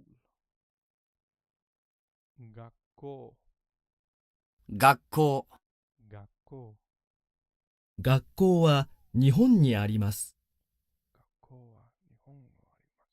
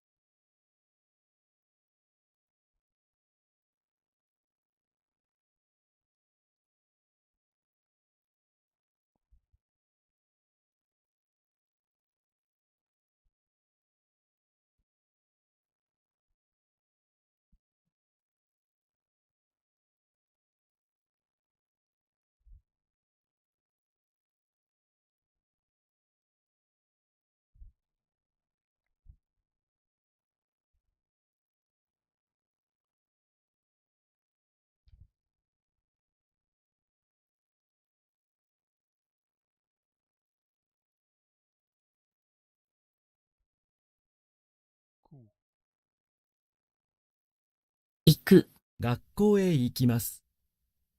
行く、行く、行く、行く、go、行く。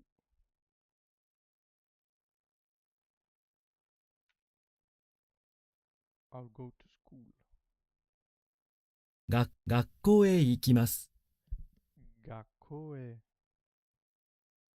学校へ行きます。学校へ行きます。学校へ行きます。学校へ行きます。学校へ行きます。学校へ行きます。学校へ school 学校へ行き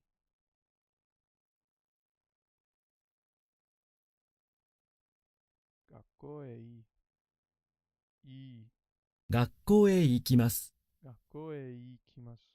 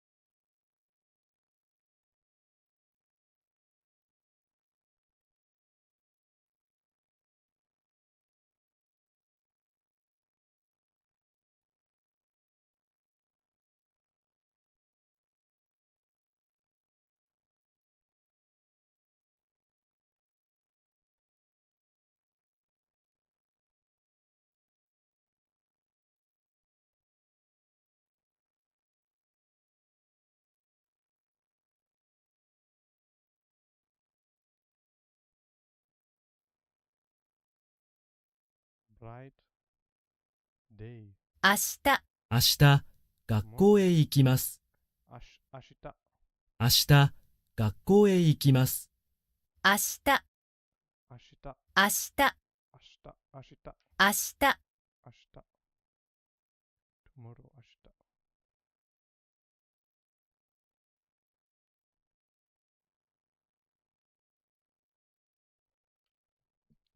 明日学校へ行きます。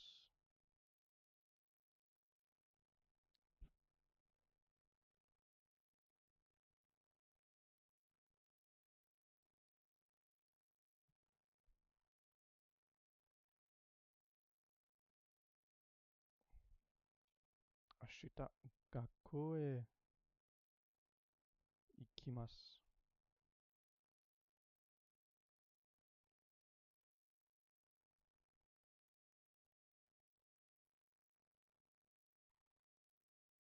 明明日、学校へ行きます。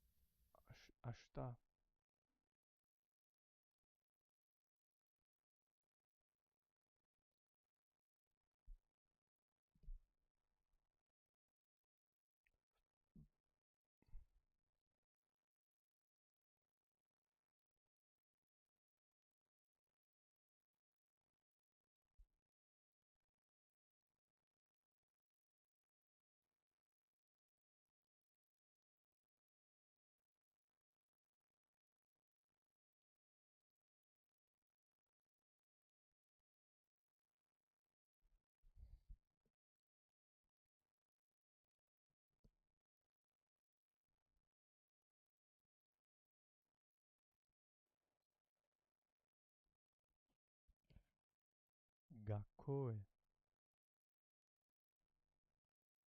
学校へ行きます。ルー something ルー来る、来る明日、来ますか？来る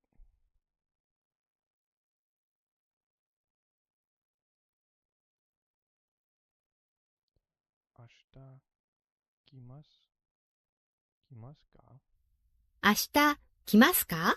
明日来ますか来る来る、来る来ます来ますかまたまたまた、明日また来ます。またまた明日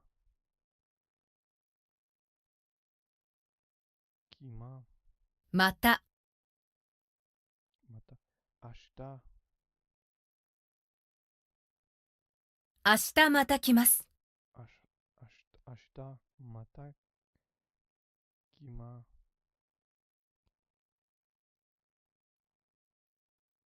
来ま、明日また来ます。また来ます。また来ます。来ます。come. Mas again. No. Again is また、また、また、また、また。明日 tomorrow. また again. き or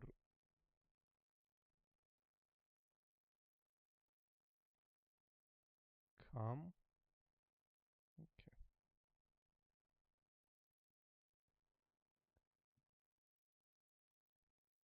いつつつ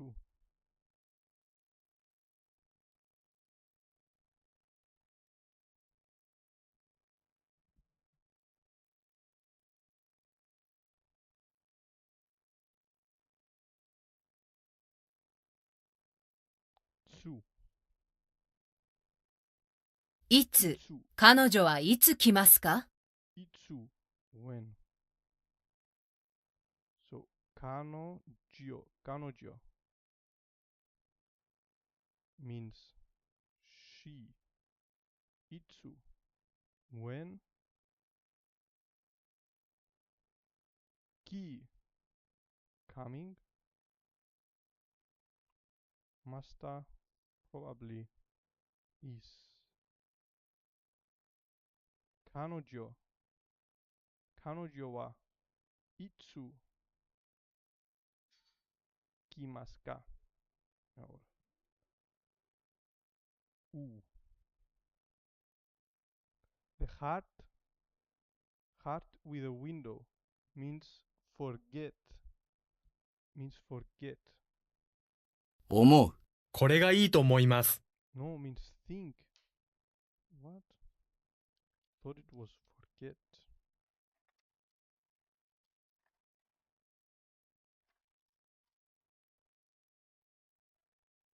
To think, to feel. To forget is another one. Okay. So it's 芋、思う、思う。思う。think.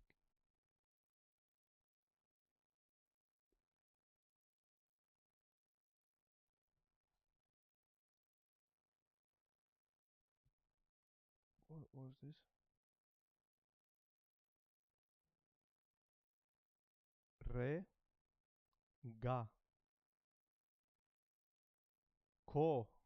れがこれがいいていいと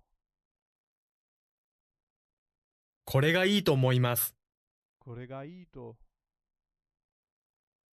これがいいと思います。思いますthink think これが this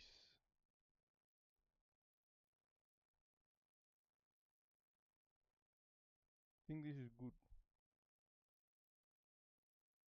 no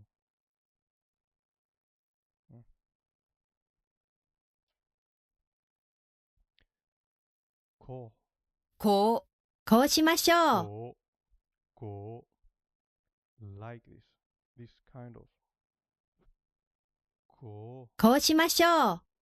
うしましょうこうしましょうこうしましょう Let's do this こうしましょう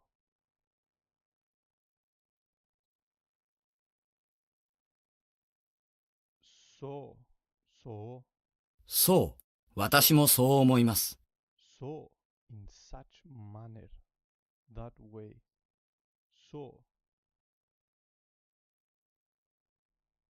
う私、私も、私も、私もそう、私もそう思います。私もそう。think 思も思思私もそう思います。私も私も思うし私も私もそう思います。私もそう思います。私をそう思います。That's what I think too. 私も愛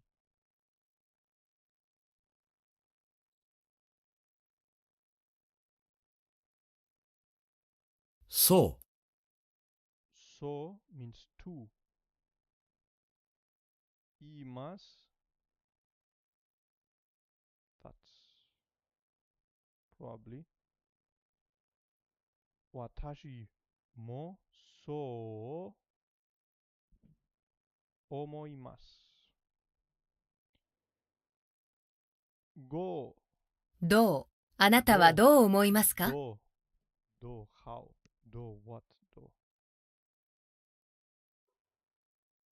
あなたあなたはあなたはどう思いますか？あなたはどう思いますか思いますかあなたはどう思いますか？あなたはどう思いますか What do you think? あなたあなたは You do you 思う think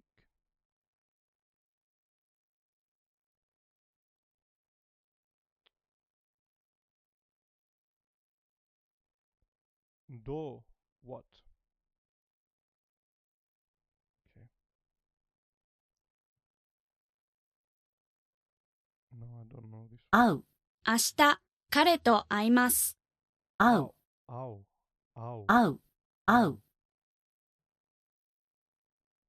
明日、彼と会います。明日 tomorrow bright and day 明日 tomorrow anyways 明日、彼と会います。彼と probably means meet no meet is 会う、会う会う meet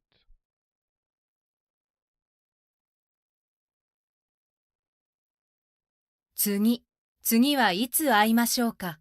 to 次、次次、次次次、次次次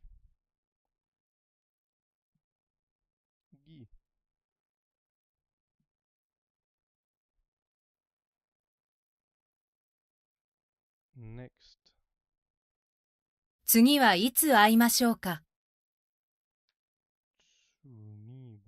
次は次はいつ会いましょうか？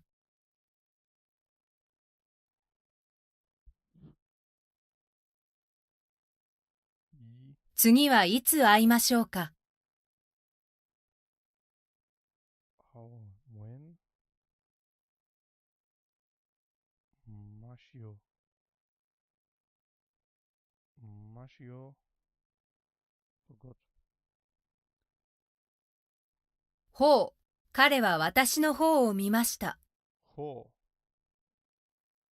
うほうほう、ほうほう、direction ほう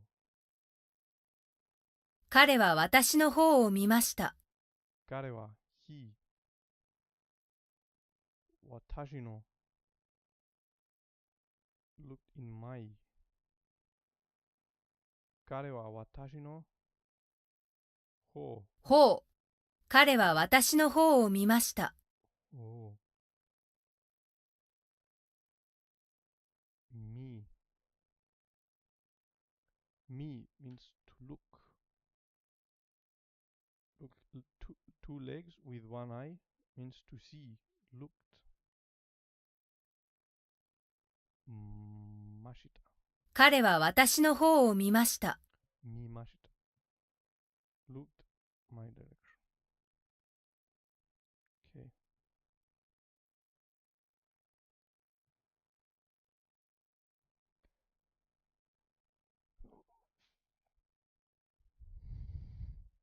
We're going strong.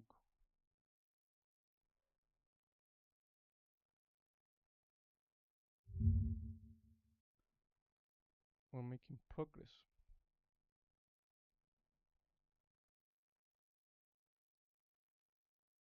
Well,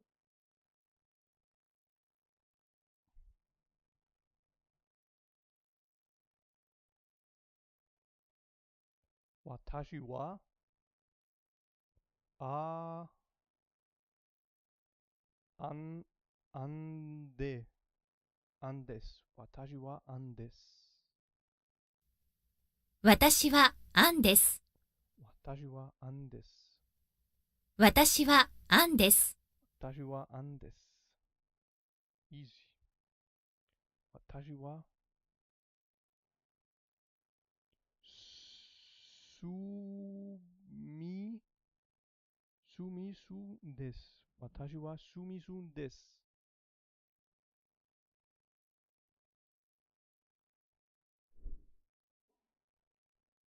私はスミスです。私はスミスです。スミスです。My name is Smith. スミス。Smith. This means is. Okay. This means is.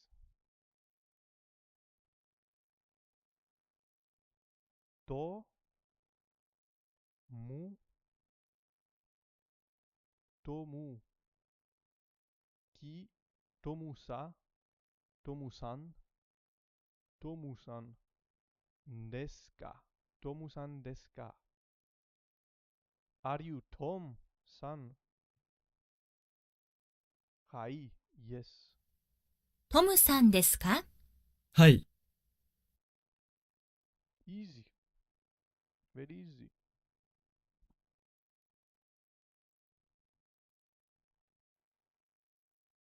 I know this, but I forgot. Maybe I wrote it somewhere.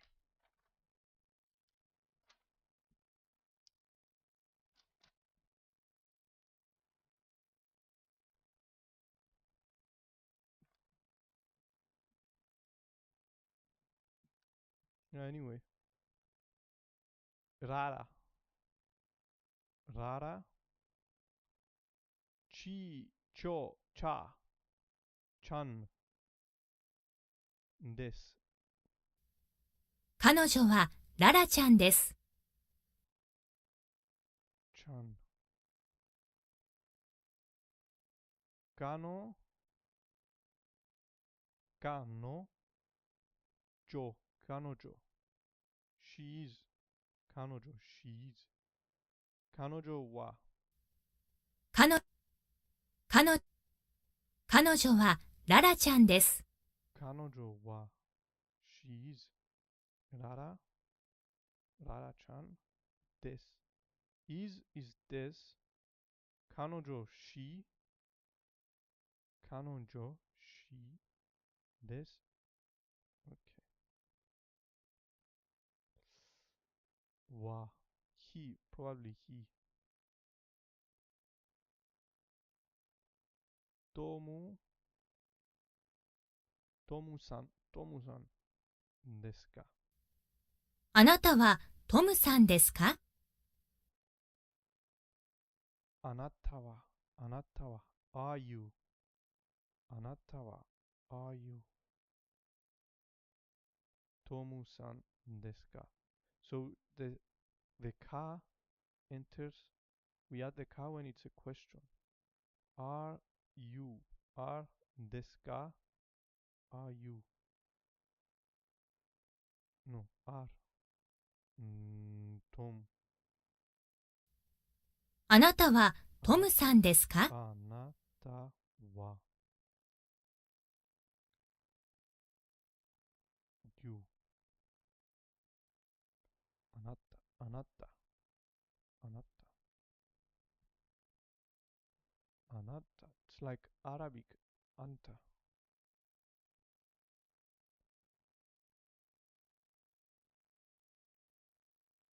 She. She. Got the pronunciation. トム、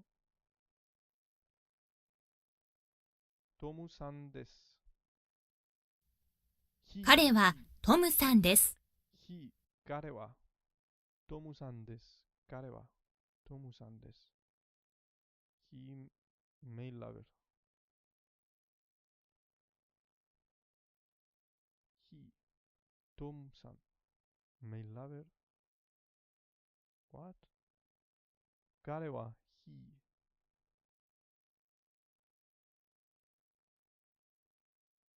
she. This is she. This is a woman. The woman radical.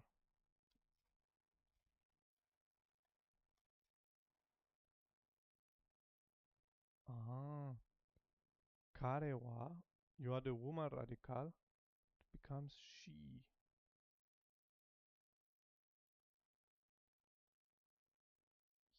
He, he enさんです。彼女はヒエンさんです。彼女は、彼女、彼女、彼女は、か彼女はヒエンさんです。彼女は、ヒエンさんです。she, female lover. she,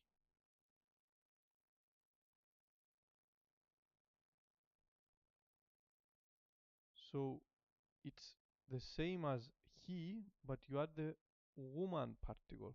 Becomes she. 彼女は、彼は、he, 彼女は、becomes she. This is, ヒエンさん、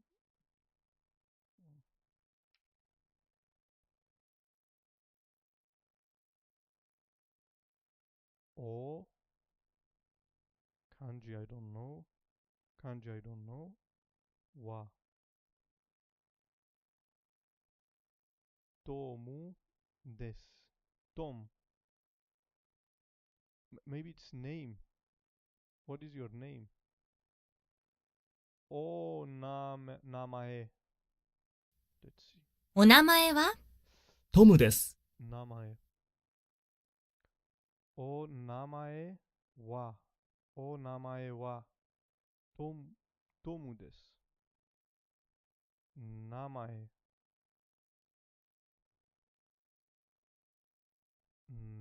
Namae.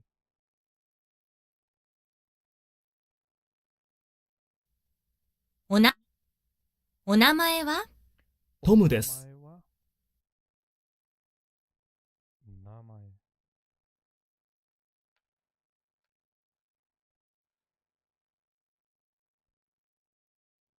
さん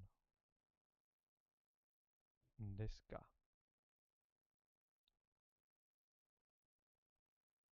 はい、はい。山田さんですか？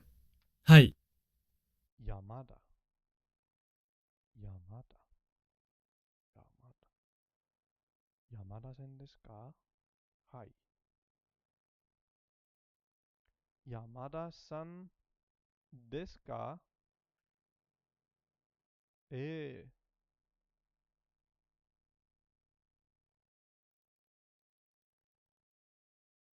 そうです。ええ、そうです。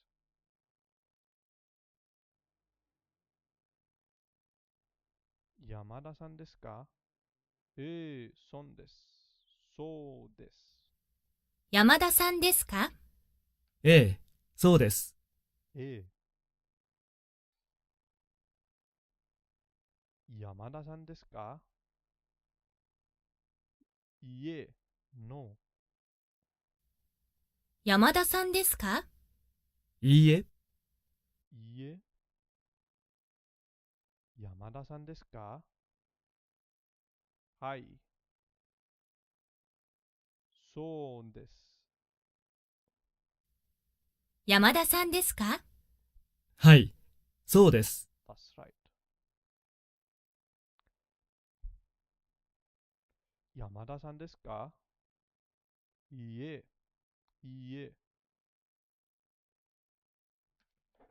I know this one. I know this character.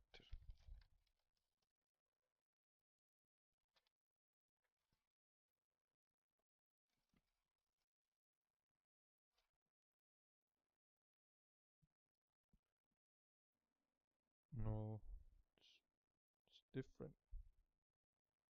It's different. 言います。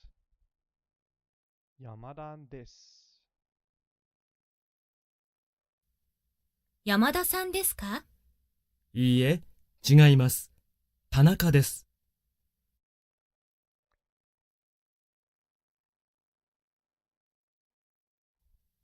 山田さんですか？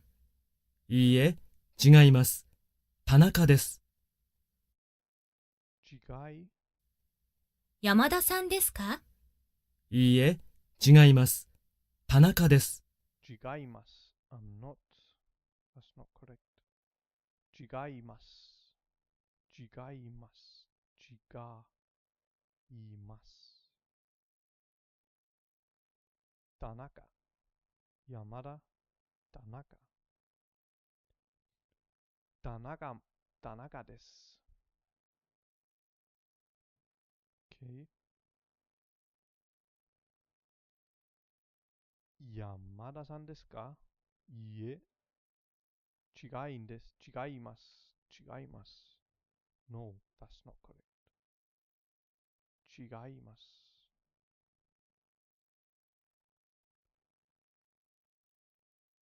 おはい、おはいゆ。おはよう。おはよう。よ、that's よ。おはよう。おはよう。おはよう。おはよう。ござ、ございます。おはようございます。おはようございます。おはようございます。おはようございます。おはようございます。Good morning. おはようございます。こん、こんにちは。こんにちは。こんにちは。こんにちこんは。にちは。こんにちは。おはようございます。こん、こんばん、こんばんは。こんばんは。こんばんは。こんばこんばんは。こんばんは。こんばんは。こんばんは。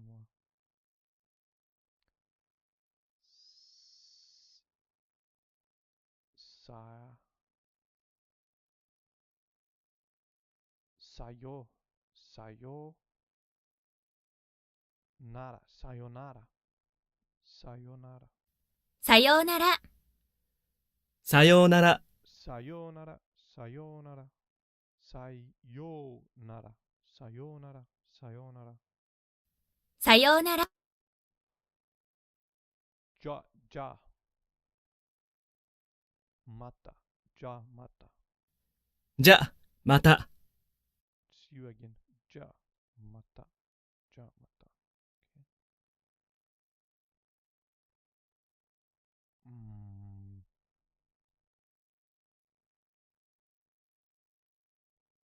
A man next to a tree resting. Yeah, but what, how to pronounce it?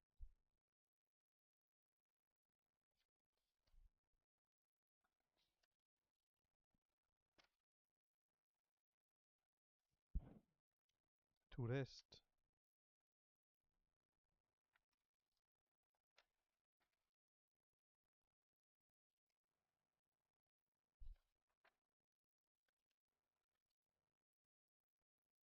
There it is.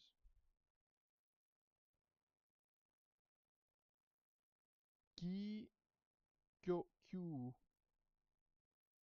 kyo kyo kyo. Or in the kun, yas yas. Oyas oyas mi na nasai oyasmi nasai. おやすみなさい。おやすみなさい。おやすみなさい。おやすみなさい。Good night. おやすみなさい。Congratulations.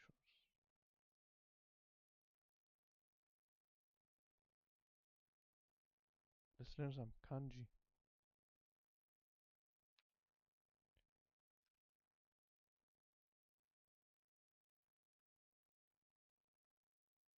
No, I don't know. White. A white ray is a drop of sun. Even a small drop of the sun would make you see nothing but white. Ah. Is the sun with a drop. It's white.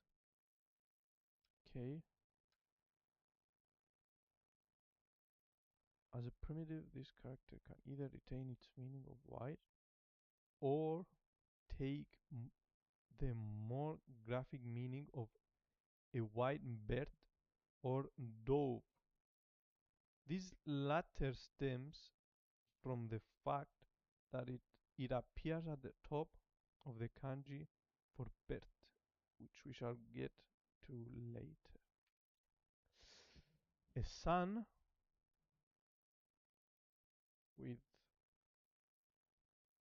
100 turned sideways.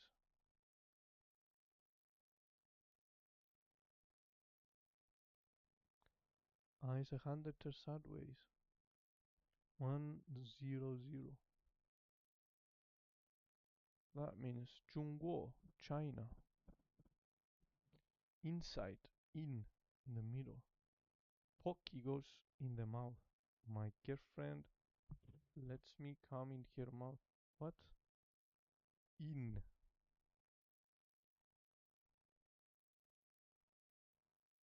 Pocky goes in the mouth.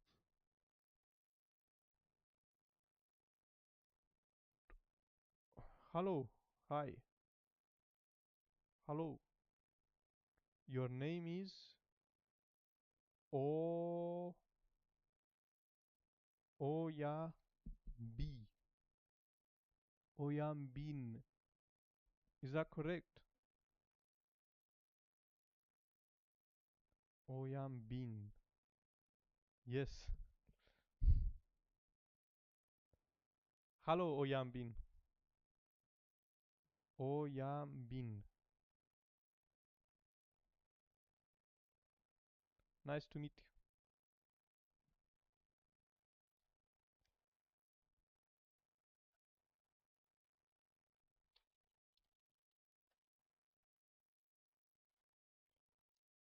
That's 10 with a nice to meet you too.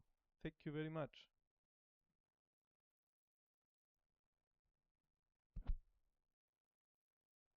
Have a beautiful day. 1000.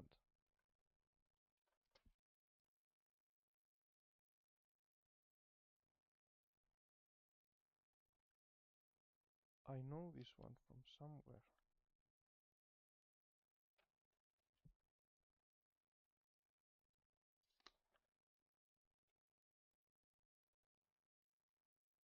Wait, you are Japanese? Oyambin.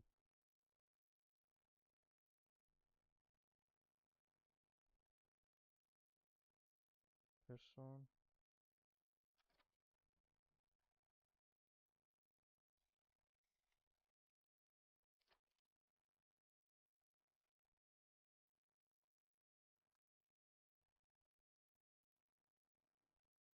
thousand.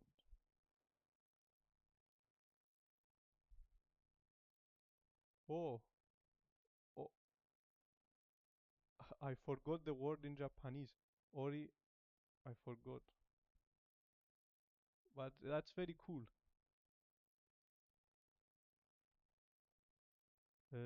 Ori, I just did it now and I forgot. Good, good morning. Yeah, I'm going to speak to you in English because I'm still new to Japanese. Where, where are you from in Japan?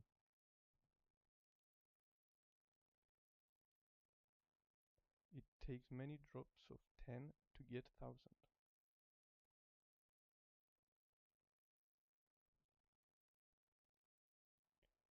That's tongue. I know this one. Tongue. I'm going.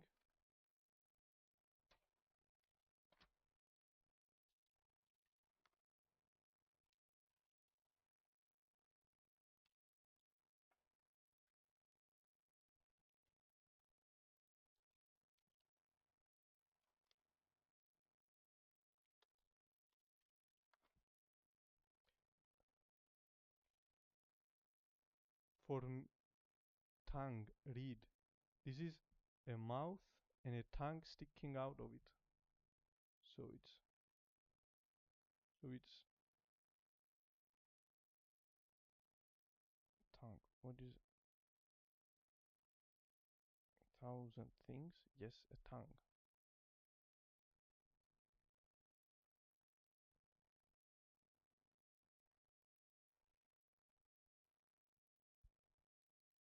Measurement, foot. The decimal system uses drops of 10 as a measurement. Glue two sticks together to make the best measurement. I always remember the primitive but never the original keyword. That's tall. Augury, div, divining, fortune telling. A magic wand is used for augury, means the practice of interpreting omens. Magicians have a magic wand to perform augury with. That's up, above, above. A magic wand standing on the horizontal line on the other. That is, I don't know what this is. Below, down, descend, give, low, inferior. Roots are below the ground. Magic wand hanging below the ceiling.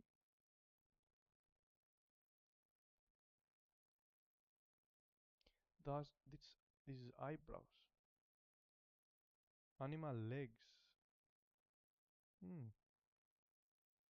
Like the four that follow it, this primitive is not a kanji in its own.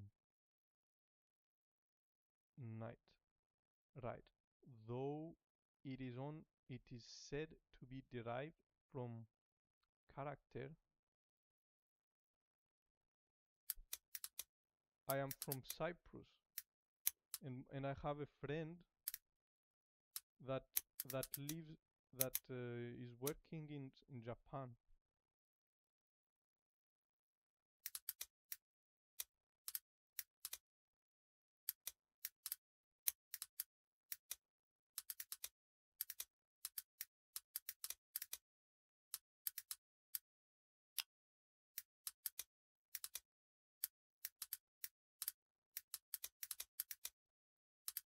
And he encouraged me to learn Japanese.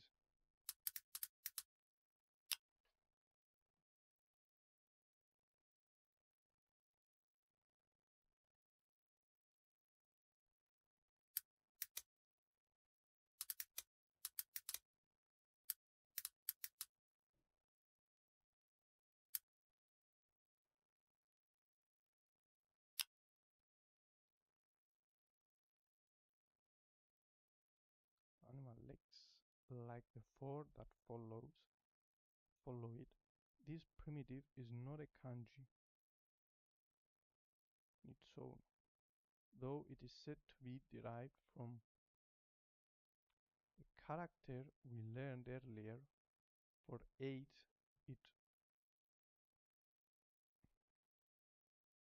it always comes at the bottom of the primitive to which it is related. It can mean the legs of any kind of animal, from a grizzly bear's paws to an octopus's tentacles to the spindle shanks of a spider. The one animal not allowed in our friend Homo sapiens. This is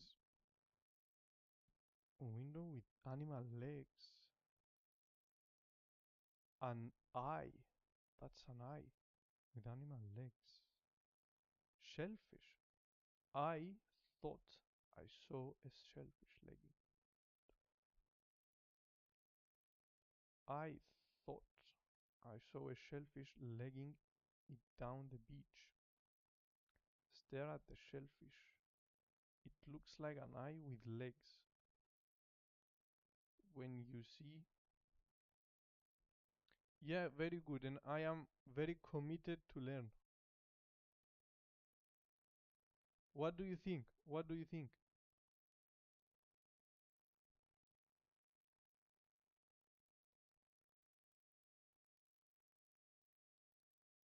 When used as a primitive, in addition to shells, the meanings of oyster and clam will often come in handy. Thank you very much. I am I am very committed to learn Japanese.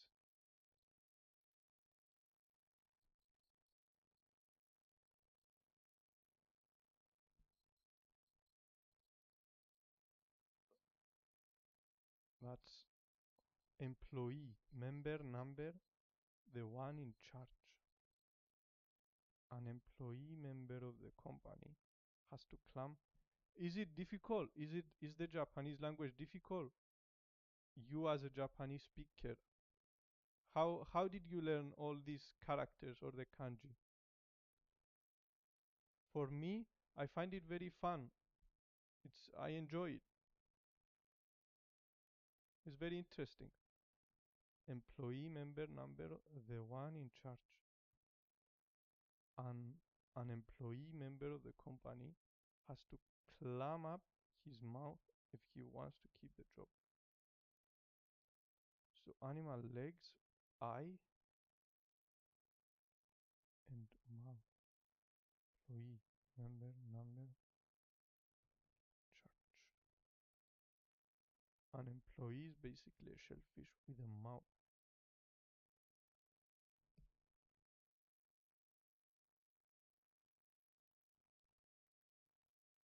Has to clam up his mouth if he wants to keep his job. Shellfish with a mouth.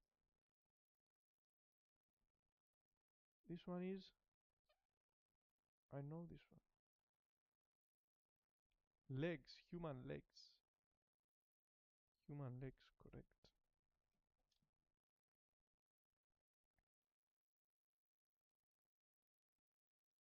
Human legs with eye, to see. To see. See. Hopes, chances, idea, opinion, look at, visible. As a primitive, this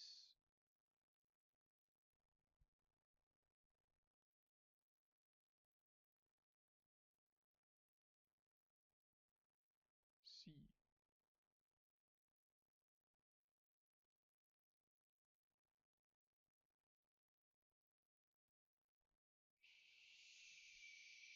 She.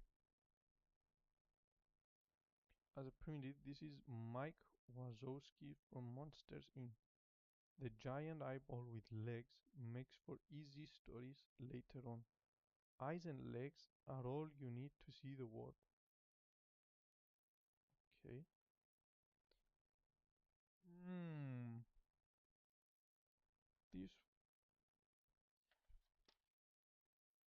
origin, foundation. Legs, body and head. Beginning, former time, origin. Beginning. In the beginning were just two who walked on human legs. In the beginning, God created a woman, and God asked her how she liked his work. Woman replied, well, you know how I have 2 eyes, 2 arms, 2 legs. It seems redundant to have 3 breasts. It would look more symmetrical with 2. God nodded, and the middle breast fell off. And it was good. Woman picked up the breast and said, thank you, God. But what do I do with this useless boob? God created man. That's why the women today only have 2 boobs to match the 2 human legs.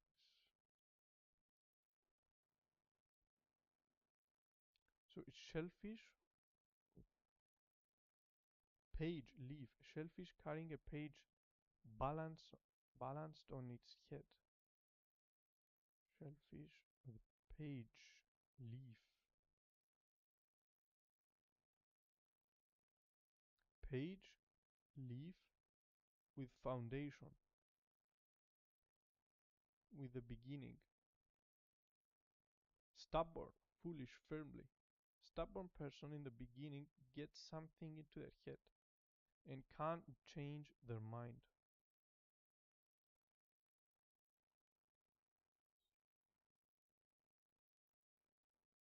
Bound up.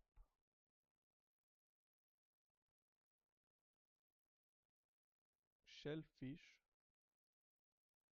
bound up. Defeat, negative. Minus, bear, owes, assume a responsibility. Tied up, the shellfish had to accept defeat. Defeat is defined by shellfish in binds.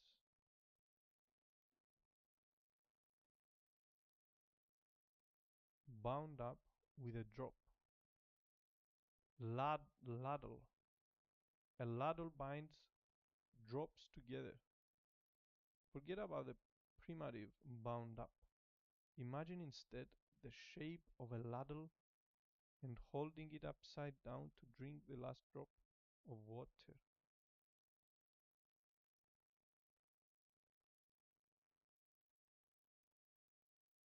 Ladle.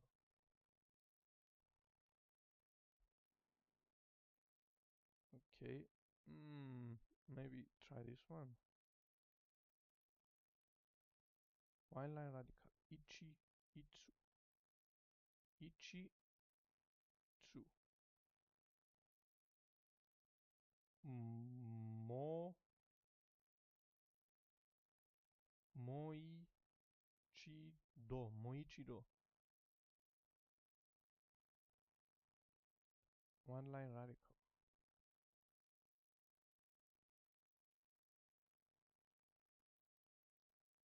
One.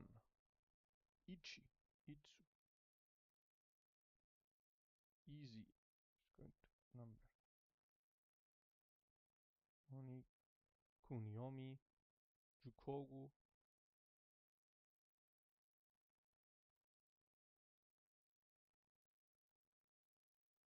2. Ni.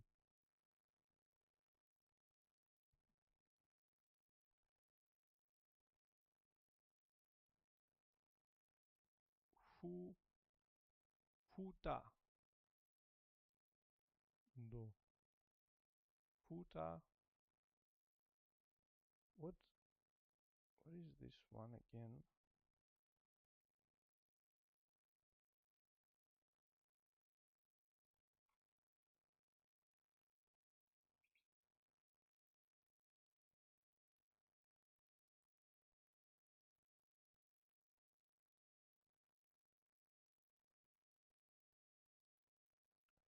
What, my friend, what is this character?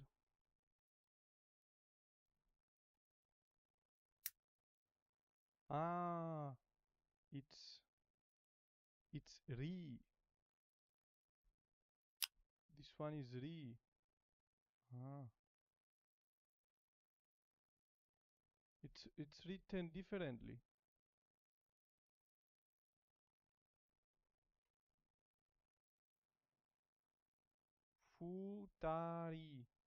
Futarido. Okay. Oniomi. Mnemonic. Ni. San.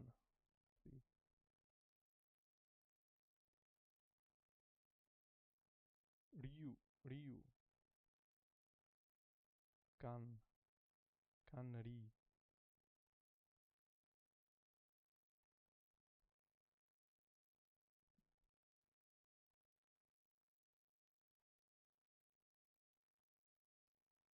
Total. Oh, that's child. She. Child. She. Woman. Man, I know this one. Like. Ku. Woman and a child. Like. Ku. Easy. Can. Rape. Can. Rape. 3 women. Rape. Can.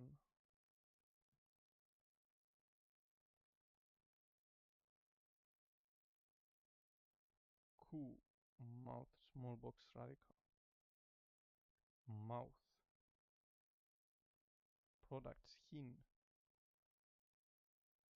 3 mouths. Products. Onion. Hin.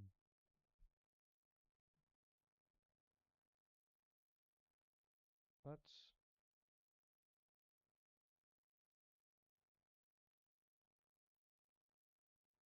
2. Ni.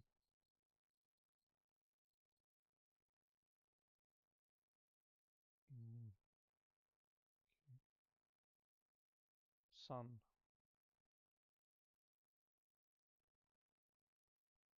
Ryu. Total. Ryu. Total. As in, we don't have the total number of parts, so we need to reorder Ryu. Child.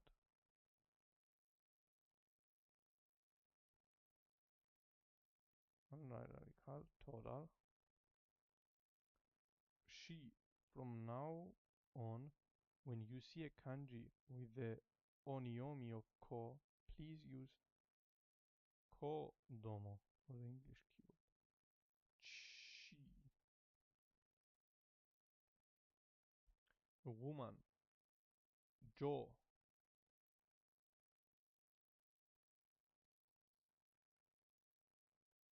Child. No. Like. Ku. Tsuki.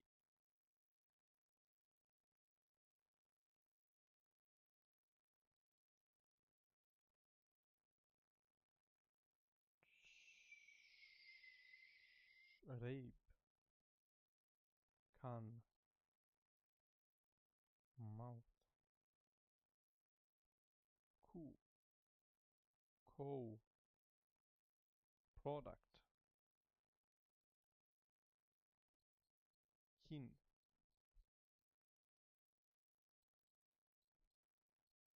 Congratulations. Now let's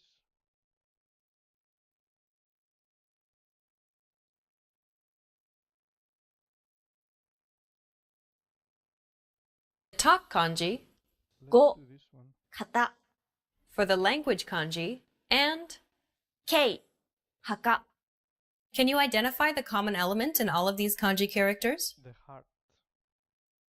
It's this part here. Koko. This particular radical is called, Kogoru. 心 Kokoro. it's otherwise known as the heart radical. It's used in some of the most common of kanji characters. Let's take a look at it in more detail. Kokoro. On its own, the heart radical looks like this. We mentioned before that some radicals can be kanji on their own. This radical is one such example. The meaning behind this particular kanji is heart, mind, or spirit. When this radical appears as a part of another kanji, like in these examples, to forget, to think, in love, to yearn for, to miss. Okay, so to pass away, to disappear, something that appears in the heart, you don't care for. Someone's heart at the window thinking about something. Window and heart. To think, to be in love, to yearn for, to miss. On is shin, kokoro, and to forget is bo wa, bo wa.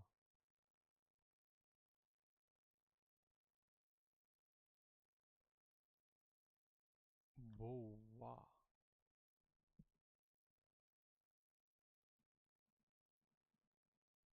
Bo.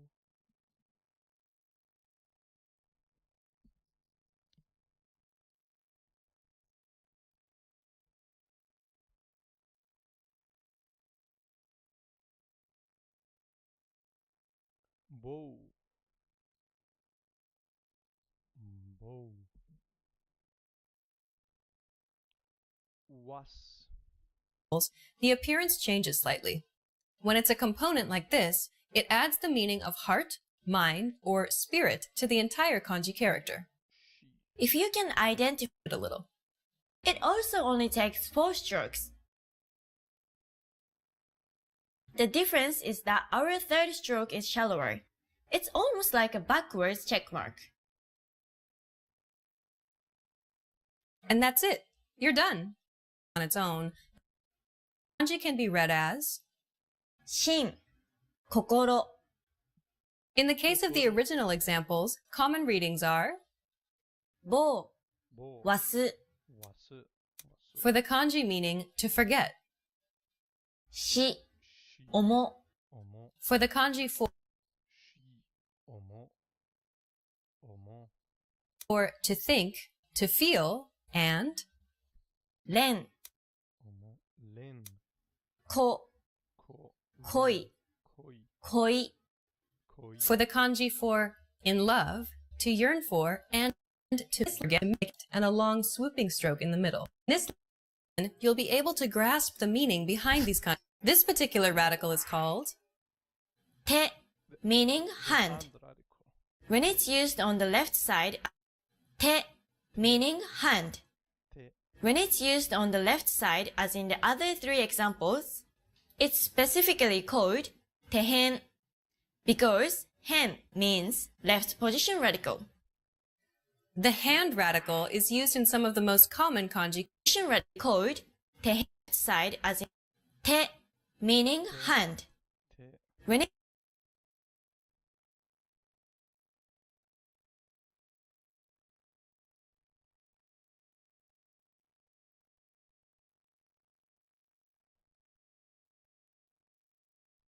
it's used on the left side, as in the other 3 examples, it's specifically called tehen, because hen means left position radical. The hand radical is used in some of the most common kanji characters. Let's take a look at it in more detail. Te. Hen.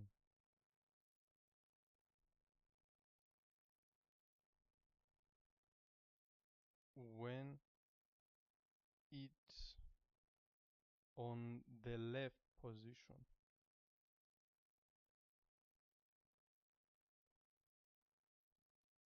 When it's on the left position. Because hen means left.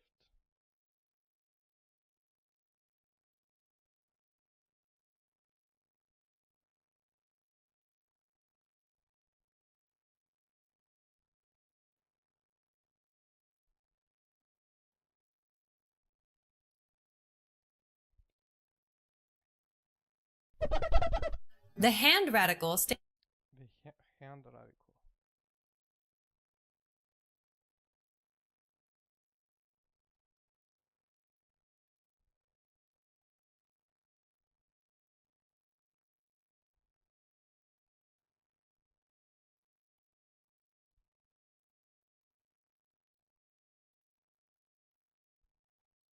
stands for exactly that, the hand.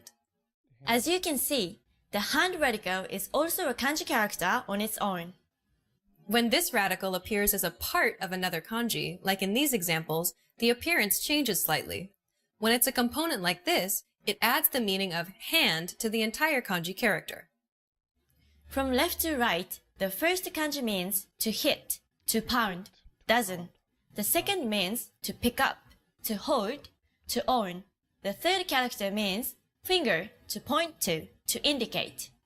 The first kanji has the hand radical paired with this second character. This character looks a bit like a table. You could think of this in this way. When paired together, the hand radical and this character, you can imagine that you're making a table by driving the nails in with a hammer. So this kanji character means to hit or to pound. Okay. So, a hand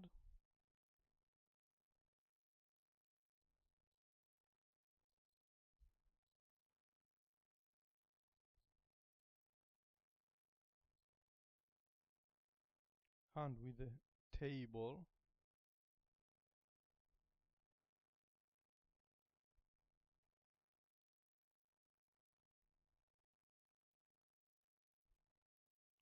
Hand plus table.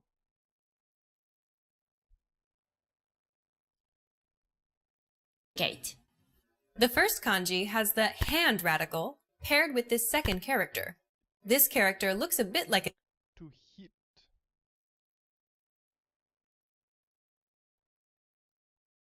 To pound. Dozen. table. You could think of this in this way.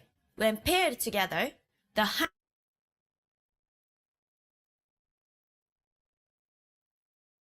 radical and this character, you can imagine that you're making a table by driving the nails in with a hammer. Making a table by dragging. You can imagine that you're making a table by driving the nails in with a hammer. By driving the nails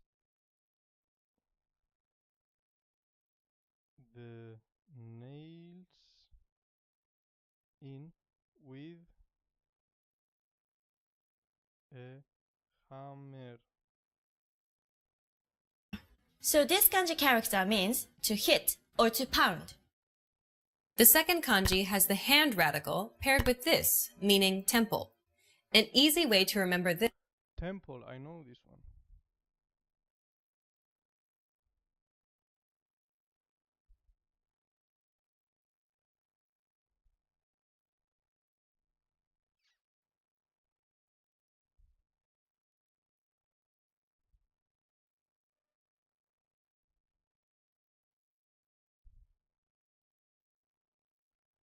It is very difficult, yes, but it's very fun. I enjoy it. I feel very excited to learn the language. But it is very good. It's very difficult. Very too much things, especially the kanji characters. But I feel happy when I do when I'm learning. So how many how did you learn kanji in school? You grew up in Japan, yeah? Was it very difficult? I'm curious to see how did Japanese people learn the kanji? Like how do you recognize each character and how do you write? It's very interesting.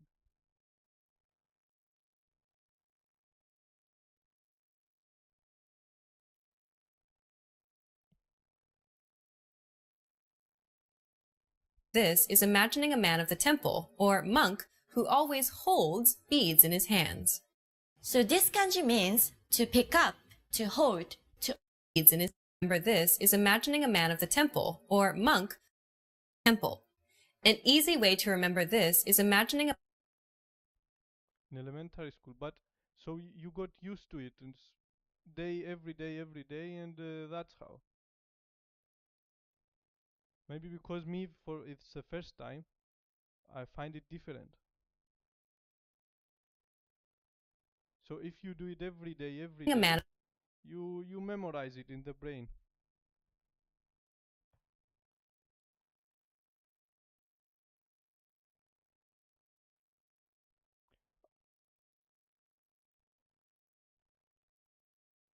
Temple.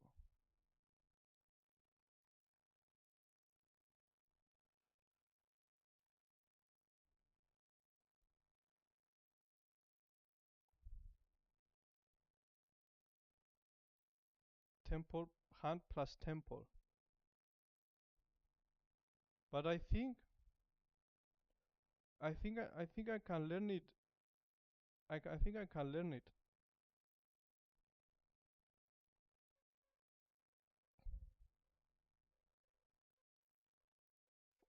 For me, I have very strong memory.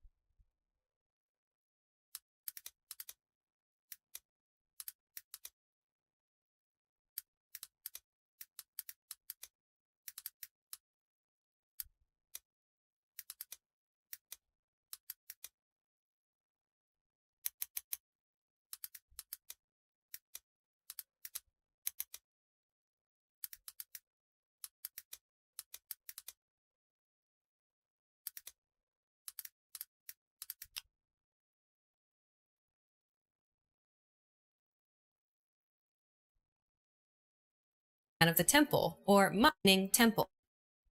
The second kanji has the hand radical paired with this, meaning temple. An easy way to remember this is imagining a man of the temple or monk who always holds beads in his hands. Imagining a man of the temple or monk who always holds beads in his hands. So this kanji A man of the temple always holds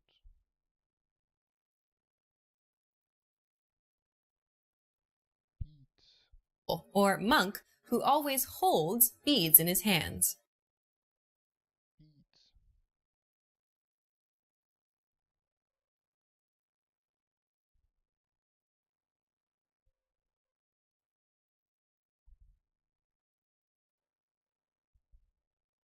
But by the way, where are you from Japan?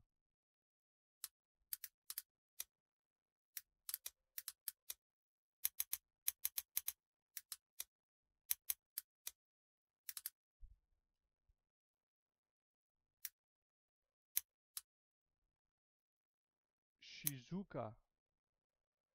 Let's look it up. I don't know it. No. Shizuka. Hmm.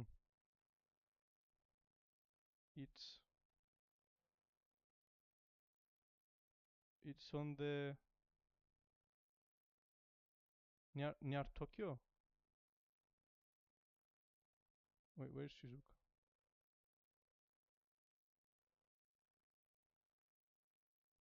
Google Maps.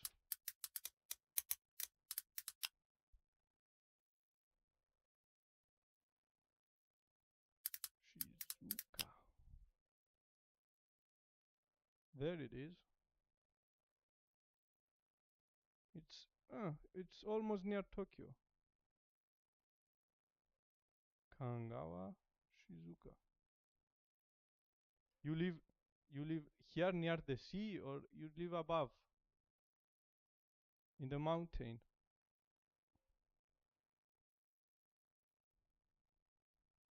Mount Warusawa. Very nice, huh? Very nice. Shizuoka is famous for its tea. Ah, I like tea. I drink tea every day. Black, but black tea or green tea? It's very nice, huh?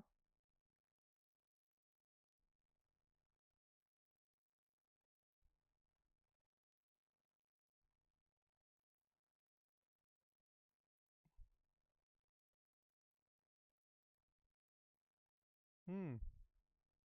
Green tea. Okay. Ah, impressive, huh? Very nature, very. But there is also a city. What is this Mount Fuji or Mount Osawa?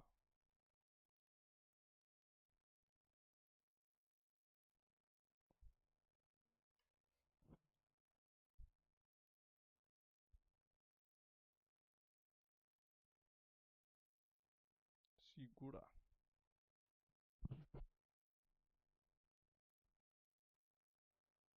Nihondaira. Nihondaira. Nihondaira.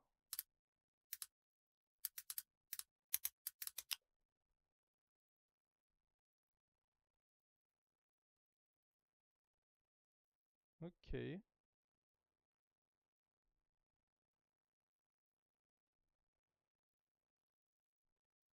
Very nice, huh?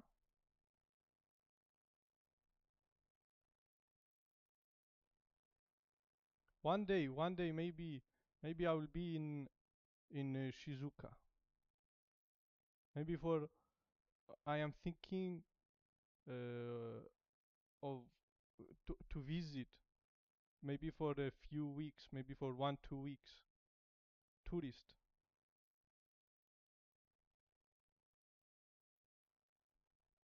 We'll check the tickets for the plane.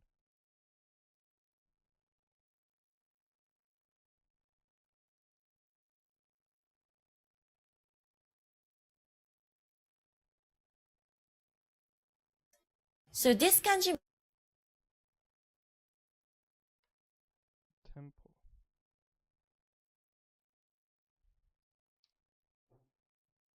means to pick up, to hold, to own. To pick up, to hold, to own.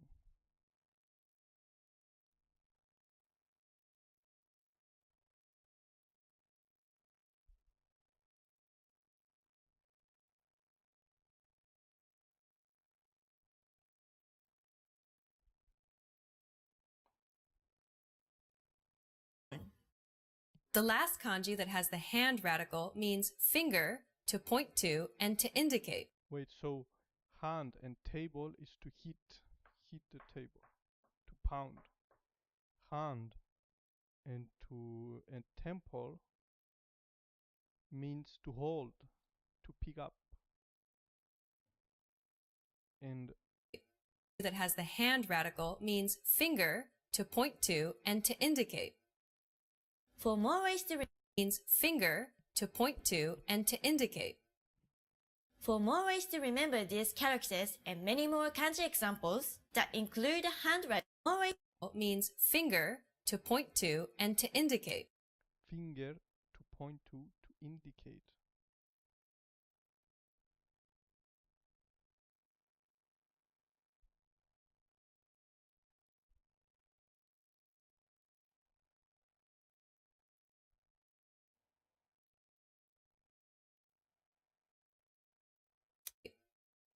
For more ways to remember these characters and many more kanji examples that include hand radical, go to Japanese Port 1 Used kanji with the hand radical as seen in the original examples for to hit, to pound, to pick up, to Left hold, position. to own.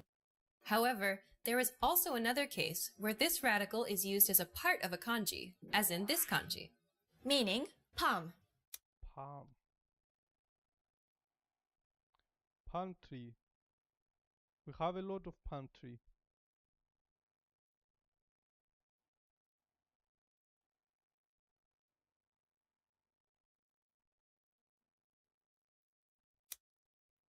When the hand radical is part of another kanji character, its appearance is distorted a little.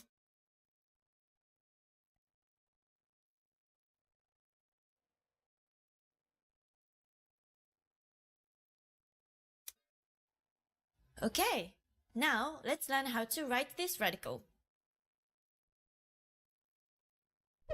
Writing the hand radical is very simple. There are only 4 strokes. When the radical is on its own, it looks like this. Our first stroke starts at the top, comes down a little, and then is a short stroke from right to left. Our second stroke is almost a straight line, just below our first stroke from left to right. Our third stroke is again a straight line, just below our second stroke, same as the second stroke from left to right.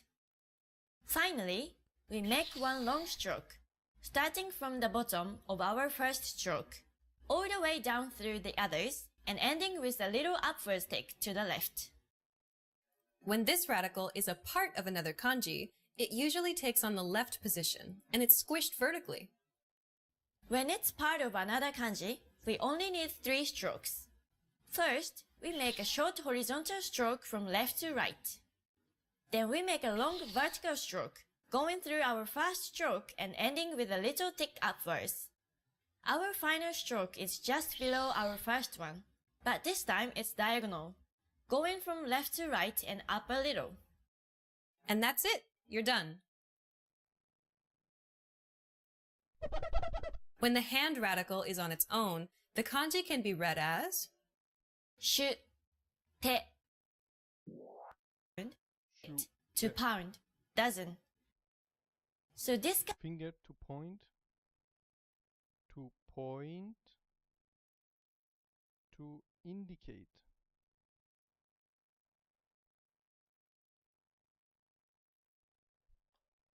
kanji means below our first. commonly found in the left position, making in the case of the and it's squished vertically. シュ、 Shu, shu,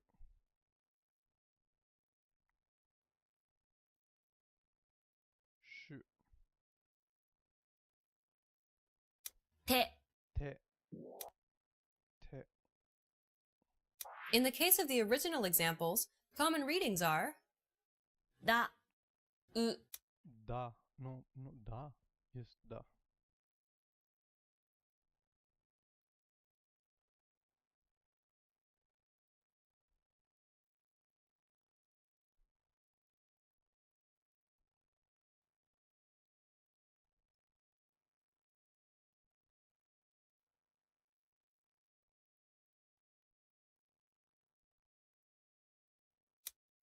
for the On and kun. kanji meaning to hit or to pound. My name is pronounced T, mi, mis. I can write it in Japanese. Wait.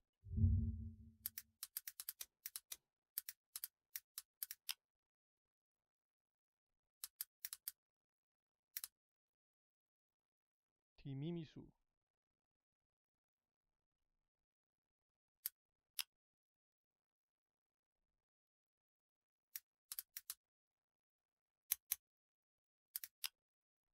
No, no, no, no. Timimis.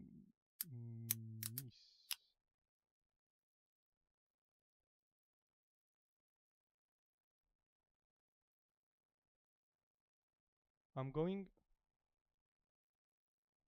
to じ、も For the kanji meaning Jimo. I'm going to finish this one and end the stream. Thank you very much for coming. I really appreciate it. to pick up, to hold, and to own, and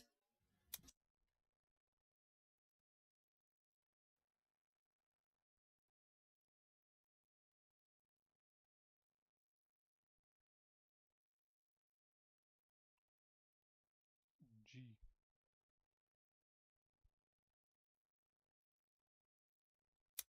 し、指、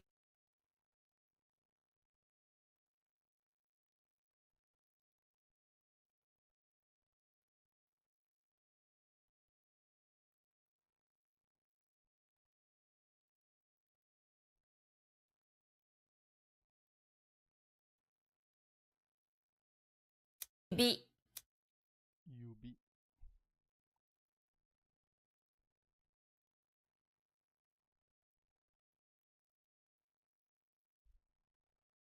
さ、 For the kanji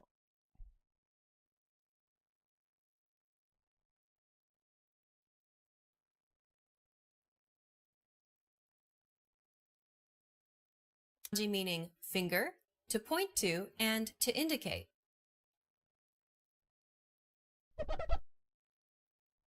Okay, Onyaban, Oyambin, Oyambin. Thank you very much for coming.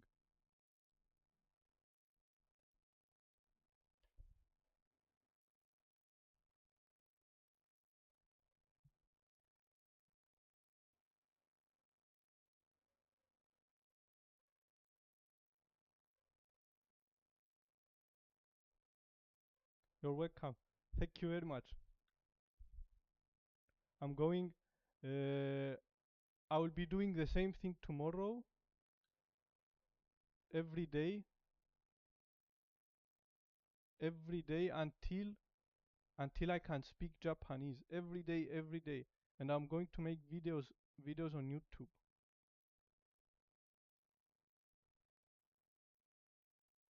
I am very, very committed to learn.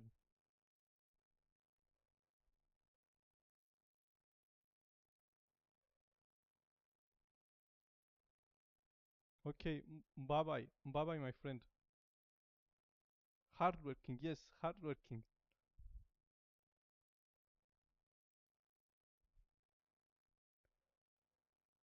Bye, my friend. Always hard work. Always hard work.